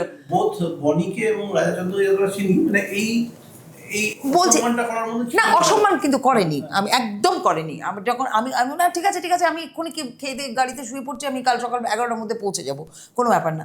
গেলাম, গিয়ে দেখলাম যে আমাকে, আমি কাউকেই চিনি না, গেলাম, গিয়ে ঢোকার সময় বললো যে হ্যাঁ আসুন আসুন, আমি বললাম মঞ্জিল আমাকে পাঠিয়েছে, তারপরে রাজাচন্দ্র বসেছিল, বললো যে তখনও রাজার সঙ্গে আমার কোনো পরিচয় নেই, পরিচিত হলাম, তারপরে মেকআপ টেকআপ করিয়ে দিল, কী ক্যারেক্টার। তারপরে আমি দেখলাম যে আমার কোনো ক্যারেক্টারের নাম নেই, মানে জনৈকা বলা যায়, মানে কী চরিত্রটা কি, একটা করিডোর থেকে আমার হাজব্যান্ডের অ্যাক্সিডেন্ট হয়েছে, বনি ট্যাক্সি ড্রাইভার, ও নিয়ে এসছে আমার হাজব্যান্ডকে ট্যাক্সিতে করে তুলে, আমি করিডোর থেকে এসে ফর্মালিটিস মেনটেন করে বনিকে একটা কি তোমার কত টাকা হয়েছে এই টাকা দিই, এই হচ্ছে কি। আমাকে যখন বোঝাচ্ছে তখন আমি ভাবছি কি বেরিয়ে যাব, আমি এই ক্যারেক্টারটা তো আমার করা উচিত, আমি অন্য কিছুর জন্যে না, আমার যাত্রায় তো একটা জায়গা আছে, আমার এই ক্যারেক্টারটা করা উচিত হবে কি, এটা একেবারে কোনো নাম নেই, নামহীন একটা ক্যারেক্টার, মঞ্জিল এটা কী করলো। আমি মঞ্জিল, তখন আমি ভাবলাম যে আচ্ছা আমি না বেরোবো না, দেখি না, আমি তো ক্যামেরার কিছু বুঝি না মানে আমি অভিনয়টা জানি, ক্যামেরার কতগুলো টেকনিক্যাল ব্যাপার তো আমি সত্যিই জানি না, সেভাবে করেছি, সিরিয়াল টিরিয়াল একেবারে করিনি যে তা না, ভালো ভালো ক্যারেক্টারই করেছি। আচ্ছা ঠিক আছে দেখি, আমার হাতে খড়ি হোক, আমার রিহার্সাল হোক, দেখি না। আমি কিন্তু ওই জনৈকার চরিত্রটা খুব ভালোবেসে করেছি, সেটা ডাবিং করে, রাজা কিন্তু বুঝতে পেরেছিল যে এই চরিত্রটা এনার জন্যে না, এটা একটা মিস ইন্টারপ্রিটেশন হয়ে গেছে, একটা মিস আন্ডারস্ট্যান্ডিং হয়ে গেছে। সেই শুটিং স্পটেই কিন্তু রাজা আমাকে বলেছিল কাকুলিদি আমি আপনাকে নিয়ে কাজ করব, আমি আপনাকে ডাকবো। এবং সেই বছরেই 2017 সালে রাজা কিন্তু আমাকে সুলতান ছবিতে 5 দিনের একটা ছোট্ট কমেডি ক্যারেক্টার, ছোট্ট পোর্শনটা ছোট কিন্তু ইম্পর্টেন্ট, কাঞ্চনের সঙ্গে আর পিঙ্কির সঙ্গে আর আমাদের তিনজন, খুবই সম্মান দিয়ে নিয়ে গিয়ে খুব মজাও করেছিলাম চরিত্রটা করে। রাজা কিন্তু কথা রেখেছে, কিছুদিন আগেও রাজার সঙ্গে আমার একটা কথা হয়েছে, রাজা বলেছে কাকুলিদি তোমাকে নিয়ে আমি কাজ করব। কিন্তু আমার কথা হচ্ছে যে শোনো অনিলাভ, আমার তো এখন গাছের ডাল ধরে নাচার বয়স না, আর এই ধরনের সিনেমা সত্যি কথা বলতে আমাকে কোনোদিন অ্যাট্রাক্ট করেওনি, করেছিল অনেক, আমার কম বয়সে প্রচুর আমার অফার এসেছিল, সিনেমার অফার এসেছিল, কিন্তু কিছু পার্সোনাল রিজনে আমি সেটাকে অ্যাডজাস্ট করতে পারিনি বলে যাইনি। আমি যাত্রায় গেছি এবং যাত্রা আমাকে দুহাত ভরে দিয়েছে, আমি কৃতজ্ঞ যাত্রার কাছে, কারণ যা কিছু করেছে আমি যাত্রার জন্য। কিন্তু আমার এখন যখন আমি একটা সময় ভাতের হাঁড়ি চাপিয়ে যাত্রায় গেছি, কিন্তু এখন যখন আমার কালকে কি খাবো বলে মাথা চুল করতে হচ্ছে না, তখন তো আমার জীবনের এই প্রান্তে এসে অনেক কিছু এক্সপেরিমেন্ট করতে ইচ্ছা করে। আমি কিন্তু অনেককে বড় বড় ডিরেক্টরকে আমি বলেছি আমাকে পয়সা দিতে হবে না, আমি শুধু একটু দেখতে চাই যে ক্যামেরায় আমি পারি কি না। আমাকে পয়সাও দিতে হবে না, একটা ভালো ক্যারেক্টার আমাকে একটু দিয়ে দিন, আমি একটু দেখি ইম্পর্টেন্ট ক্যারেক্টার। ওই ক্যামেরায় মুখ দেখানোর জন্য এসে দাঁড়ালাম, ওই চরিত্র আমার দরকার নেই, আমাকে একটা ইম্পর্টেন্ট ক্যারেক্টার দিন, কঠিন ক্যারেক্টার দিন। কিন্তু সামাও আমি সেই সুযোগটা পাইনি। এটা নিয়ে আমার একটা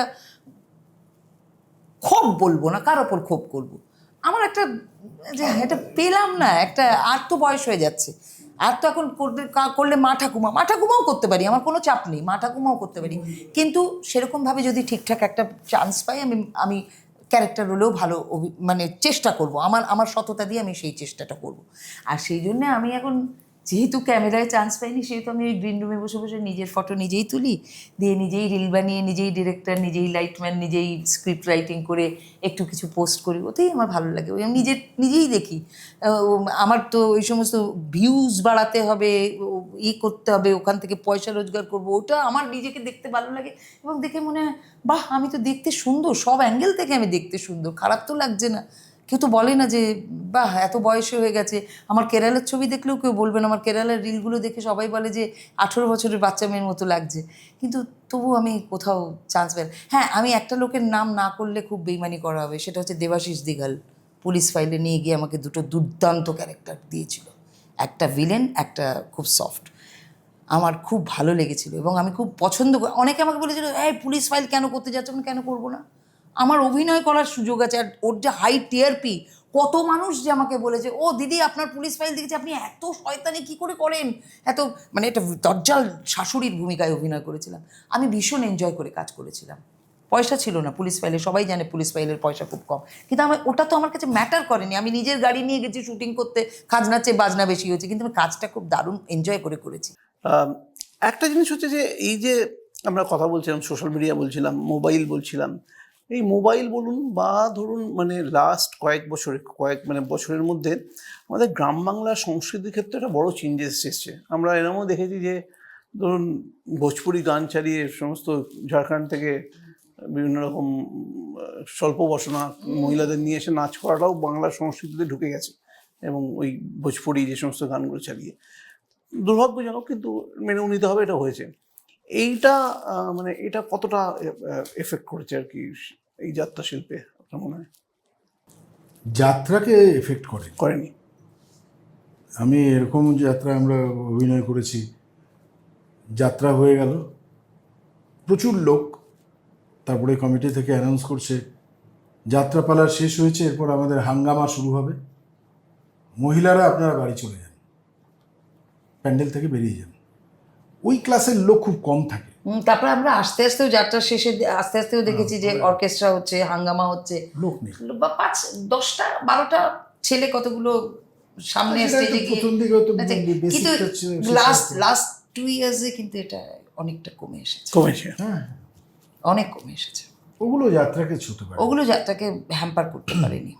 আচ্ছা, একটা জিনিস বলুন, যে এই যে যাত্রা একাডেমি শুরু হয়েছিল, সেটা বোধহয় বামফ্রন্ট সরকারের সময় শুরু হয়েছিল, এই যাত্রা একাডেমি থেকে কি কি সুযোগ সুবিধা পান আপনারা, যাত্রা শিল্পীরা পান, বা পরবর্তীকালে এই লাস্ট সরকারের যে 15 বছরে সেখানেই বা কি হলো? একটা ইন্স্যুরেন্স সবার দরকার, আচ্ছা, মেডিকেল ইন্স্যুরেন্স, এবং একটা অ্যাক্সিডেন্টাল বেনিফিট, এটা আমরা যারা যাতায়াত করি, এত ট্রাভেল করেন আপনারা, এদের ক্ষেত্রে একটু প্রয়োজন আছে সরকারি অনুদান, আর একটু সম্মান। আর যাত্রার বিকাশের জন্যে যাত্রা কমিটিদের পাশেও একটু দাঁড়ানো দরকার। ভালো যাত্রার চ্যারিটি প্যান্ডেল যেগুলো হয়, যেগুলো মানে চ্যারিটি করে শো হয়, সেক্ষেত্রে একটু যাত্রা কমিটিদের পাশেও সরকারি অনুদান কিছু তাদেরও দেওয়া দরকার, এই শিল্পকে যাতে আরও মর্যাদার সঙ্গে বাঁচিয়ে রেখেছেন যারা। এবং সর্বোপরি আমার একটা জিনিস যেটা খুবই প্রয়োজন আমার মনে হয়, সেটা হচ্ছে যে সারা বছর একটা যাত্রার চর্চার মধ্যে থাকা দরকার। যাত্রার দল ছুটি হওয়ার পর যাত্রা একাডেমিতে একটা সরকারের পক্ষ থেকে একটা প্রযোজনা, সপ্তাহে 1 দিন কি 2 দিন করে নিয়মিত একটা শো, যাত্রার শো চলছে যাত্রা একাডেমি মঞ্চে, যেমন শনিবার কি রোববার গেলে পরে একটা যাত্রা দেখতে পাবো, যখন আমাদের সিজনটা থাকে না সেই সময়। এবং আরও একটা বিশেষ জিনিস যেটা আমার মনে হয়, যেটা হলে আরও ভালো হয়, সেটা হচ্ছে যাত্রার উপর একটা ট্যাক্স সরকারের বসানো দরকার, ন্যূনতম। তাহলে আমরা অনেক বেশি কিন্তু প্রোটেকশনটা পাবো, সরকারি প্রোটেকশন, মানে আরো বেশি নিরাপত্তা। একটা আমি কাকুলি একটা দল কিংবা আরো 4-5টা মানে এই যে ধরুন এই যে রাত্রিবেলা যাত্রা করে করতে যাচ্ছি, এসকর্ট করছে পুলিশ, এটা হলেই তো হবে না। সারা রাত ধরে যেসব যাত্রার বাসগুলো মুভ করে, যেসব যাত্রার গাড়ি অন্যান্য আর্টিস্টরা মুভ করছেন, তাদের সুযোগ সুবিধে অসুবিধে এইগুলোর জন্য যে সরকারি দৃষ্টি, এই দৃষ্টিটা আরো বেশি মাত্রা কিন্তু তখন একটা প্রোটোকলের মধ্যে এলে কিন্তু আরো বেশি হয়। একটা ট্যাক্স পে যদি করে, সেখানে কিছু রাজস্ব যদি আসে সরকারের, সরকার আরো ন্যাচারালি একটু সে ব্যাপারে আরো বেশি ইন্টারেস্টেড হবেন। এই সিস্টেমটা চালু করা উচিত বলে না আমাদের মনে হয় আর কি, মনে হয়। এটা আমাদের ধারণা ভুল হতে পারে, এটা বিশ্লেষণ করবেন যারা প্রকৃত অর্থে এই নিয়ে গবেষণা করছেন, যাত্রাকে নিয়ে বেশি চর্চা করছেন তারা। কোনো মানে এই যে এত রাত্রিবেলা ট্রাভেল করেন, বিপদে পড়েছেন কোনো সময়? বিপদে পড়েছি, ডাকাতি ডাকাত ধরেছে, আমাকে ধরেনি, মানে তার আগে ডাকাতি হয়েছে। ঝাড়গ্রামের কোনো একটা জায়গায় ফিরছিলাম যাত্রা করে, তখন ওরা আমার জুটিটা হয়নি, যাত্রা করে ফিরছি, ওই কলাবনি বলে একটা ফরেস্ট আছে লোধাশুলি আর ঝাড়গ্রামের মাঝে, ওই বিনপুরের ঝাড়গ্রামের দিক থেকে ফিরছি, হঠাৎ দেখছি 2-3টে বাস দাঁড়িয়ে আছে, গাড়ির আলোটা পড়লো, আর অনেক লোক নিচে নেমে, আমাদের গাড়িটা যেতেই সবাই হই হই করে ডাকাত বলে এসব ছুটে আসছে। আমার হঠাৎ মনে হলো যে ডাকাত বলে ছুটে আসছে নাকি ডাকাতি করতে ছুটে আসছে, অত লোক একসঙ্গে গাড়ি দিয়ে। তারপরে যে শুনলাম যে ওখানে গাড়ির ভেতরে কিছু চিন্তাই হয়েছে সব করে, আর এরা এত বেশি প্যানিকড হয়ে গেছে, একটা বড় গাছের গুড়ি ফেলে দিয়েছিল, একটা মোটা শাল গাছের খুঁটি, আর তখন রাস্তা এত চওড়া ছিল না, একটু সরু ছিল। তো এরা এসে, আর আমার সঙ্গে না একটা বড় টর্চ, এরকম ওই সিকিউরিটিতে সার্চ লাইটের যে টর্চ, ওই টর্চ থাকতো, আমি খুব টর্চ লাভার এখনো, সেটাও আমি একটা পুলিশের কাছ থেকে নিয়েছিলাম, আমাকে একটা গিফট করুন, সে দিয়ে দিয়েছিল আমাকে। সে বড় সেলের টর্চ জেলে আমি নেমেছি, আর ওরা সবাই ভেবেছে ওদের পুলিশের গাড়ি এসছে, আরও এসে স্যার এই হয়েছে ওই হয়েছে। তো যাই হোক, আমি বললাম যে আমি স্যার নই, কি হয়েছে নাকি। তখন কি দেখছি গুড়িটা ওখানে পড়ে আছে, 2টো বাস, ওখান থেকে বেশিরভাগ মহিলা পুরুষ মিলিয়েই ছিল, কিছু মহিলারা কান্নাকাটি করছে কিছু। তারপরে আমি বললাম যে কারোর কিছু লাগেটাকে তো মারেনি, 2-একটা চড়থাপ্পড় মেরেছে, যার যা ছিল নিয়ে জঙ্গলে পালিয়ে গেছে। আমি বললাম এখন এখানে কিনে তো লাভ হবে না, চলুন সবাই মিলে, এত লোক যখন বল রয়েছে আমাদের লোকজন, চলুন ওই খুঁটিটাকে সরিয়ে রাস্তাটাকে ফাঁকা করি। রাস্তা সরিয়ে দিলাম, দিয়ে এবার বাস বেরিয়ে গেল। আমি বেরিয়ে গিয়ে লোধাশুলির পাশে বাঁদিকে তখন একটা রাত্রে ধাবা খোলা থাকতো, সেই ধাবায় একটু স্টে করবো, ড্রাইভারও একটু চা খাবে। ওখানে গিয়ে দেখছি কিছু লোকজন তারা বসে আছে। হ্যাঁ দাদা ভালো আছেন করছে, হ্যাঁ ভালো আছি, আমি যাত্রা দেখে এলাম, এই করলাম। তারপরে তারা বেরিয়ে গেল। তার কিছুক্ষণ পর মানিকপাড়া বিট হাউস, ওখানে একটা জায়গা আছে মানিকপাড়া বলে, সেইখানটা তখন ওই বম্বে রোড কিন্তু এই খড়গপুরের পর থেকে ঘাটশিলার দিকের রাস্তায় রাত্রিবেলা কিন্তু যান চলাচল হতো না, কনভয় করে লোধাশুলি জঙ্গল পেরোতো, অনেক গাড়ি। তো ওইখানে একটু এসেই তারপরে দেখলাম যেরকম আরো কিছু লোকজন দাঁড় করিয়ে দিল, দাঁড়িয়ে গেলাম, জানলায় ধাক্কাধাক্কি করছে। তা আমার সঙ্গে যারা ছিলেন তারা একটু বয়স্ক ছিলেন, একটু ভয় পেয়ে গেছে প্রচণ্ড, কি হইব, হায় এই একটু অপেক্ষা করে গেলেই ভাবতাম, এখন কি হয়েছে। সব বাঙাল শিল্পী 2-1জন ছিলেন। তা আমি কাঁচটা কিন্তু নামিয়েছি, কি নেবে বড় জোর, পয়সা করি তখন কোথায়, যা হয় 10-20-50 টাকা নেবে। কাঁচটা নামিয়েছি, নামাতে টর্চ মেরেছে, আমারই মুখে মেরেছে, আমার মুখে মেরেই বলছে এই হিরো হিরো হিরো, এই ছেড়ে দে বলে 10-12 জন 15 জন ছিল। তাই বললাম কি ব্যাপার, তোমরা বললো আমরা বিনপুর থেকে যাত্রা দেখে আসছি, আপনাদের যাত্রায় ফেরার সময় লাস্ট ট্রিপ ওইখানটায় একবার চান্স নিয়ে দেখলো যদি কিছু পাওয়া যায়। আমাদের চিনতে পেরে ছেড়ে দিয়েছিল। এটা দারুণ একটা এক্সপিরিয়েন্স। আমি তো যাত্রা করতে গিয়ে মানে তখন আমাদের হোটেল কনসেপ্ট হয়নি, আমি তো মানে দলের সঙ্গেই থাকি আর কি, মানে ওই স্কুল বাড়িতে বাসা বাড়িতে থাকতে দেয়। আমি ডাকাতের বাড়িতেও থেকেছি, মানে তাই হ্যাঁ, মানে তারা আমি যখন গেছি সেই জেনারেশন পড়াশুনো করে, তার আগের জেনারেশন ডাকাত ছিল, এরকম। সুন্দরবনের দিকে না ওইসব দিকে ওইসব সে ঘরকে এরকম সেই বড় সেই মাটির দেওয়াল, এই যে এরকম করে ঢুকিয়ে এরকম করে খিলান দেওয়া, মানে ধাক্কা দিলেও দরজা খোলার ক্ষমতা নেই কারোর। এইরকম বড় শাল কাঠে দিয়ে এরকম একদিকে ঢুকিয়ে দিল, ওরকম একদিকে ঢুকিয়ে দিল দরজা বন্ধ করে, মানে দরজা ধাক্কা দিলে ওই গুড়ি ভেঙে লোক ঢুকতে পারবে না। আমি তাদের বাড়িতেও দেখেছি। প্রচুর অভিজ্ঞতা এরকম। প্রচুর অভিজ্ঞতা, প্রচুর অভিজ্ঞতা। ভালো কাটালাম জীবনটা। আর আমি উই আর ব্লেসড, আমরা ব্লেসড যে আমরা যাত্রা শিল্পী।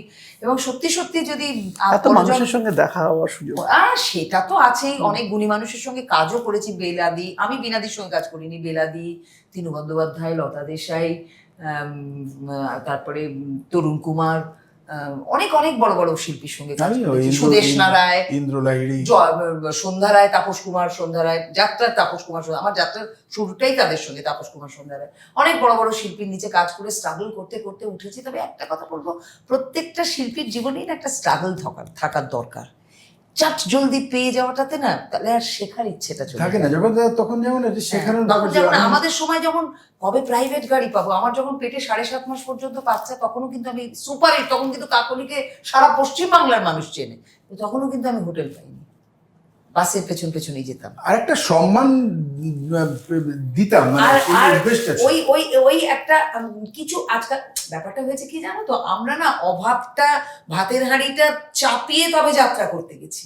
আর এখনকার যে ইয়াং জেনারেশন আসছে, তারা বাড়িতে 3-4টে এসি রেখে আসছে, তারা আর এই আমাদের মতো স্ট্রাগলটা করতে চায় না।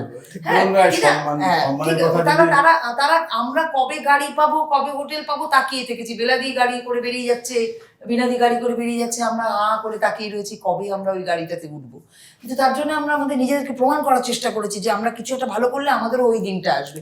আজকালকার ছেলেমেয়েরা ওটা নিয়েই আসে, ওটা দিন তাহলে আছে নালে নেই, সেটাতে আমি কাজ জানি না জানি কোনো ম্যাটার করে না। তারপরে লেজেন্ড আর্টিস্ট হিসেবে অনেক শিল্পীরা ছিলেন, যেমন আমি কাজ করেছি যাদের সঙ্গে, আচার্য পূর্ণেন্দু শেখর বন্দ্যোপাধ্যায়, ভেটেরেন অ্যাক্টর, তারপরে তপন গাঙ্গুলি, আনন্দ থিয়েটারের তপনদার। আমার সেই অর্থে যাত্রার শিক্ষক হিসেবে কিন্তু তপনদার কাছে আমি কৃতজ্ঞ।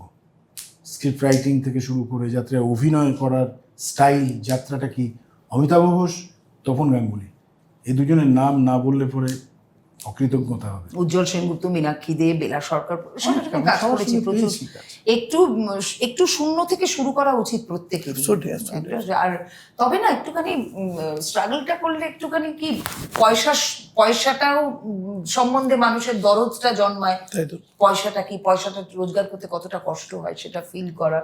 আর প্লাস ওই কিছু না শিখে কিছু পেয়ে গেলে শেখার এনার্জিটা চলে যায়। কিন্তু এটা না একটা বিশাল সমুদ্র, এখানে ডুব দিলে কিন্তু মুক্ত পাওয়া যায়। ডুবটা আমি তো ইয়াং জেনারেশনকে উদ্দেশ্য করে বলবো, যারা যাত্রায় আসছেন এবং আরও যারা আছেন, থিয়েটার থেকে অনেকে আসছেন, সিনেমা থেকে অনেকে আসছেন, সিরিয়াল থেকে অনেকে আসছেন, যাত্রা কিন্তু একটা বড় ভালো পেশা হতে পারে যদি এখানে একটু সময় দেওয়া যায়। ঠিক কথা। ঠিক আছে, থ্যাংক ইউ সো মাচ। আপনার দুজনের প্রচুর আড্ডা হলো, প্রচুর গল্প হলো। Thank you so much. Thank you. খুব ভালো লাগলো।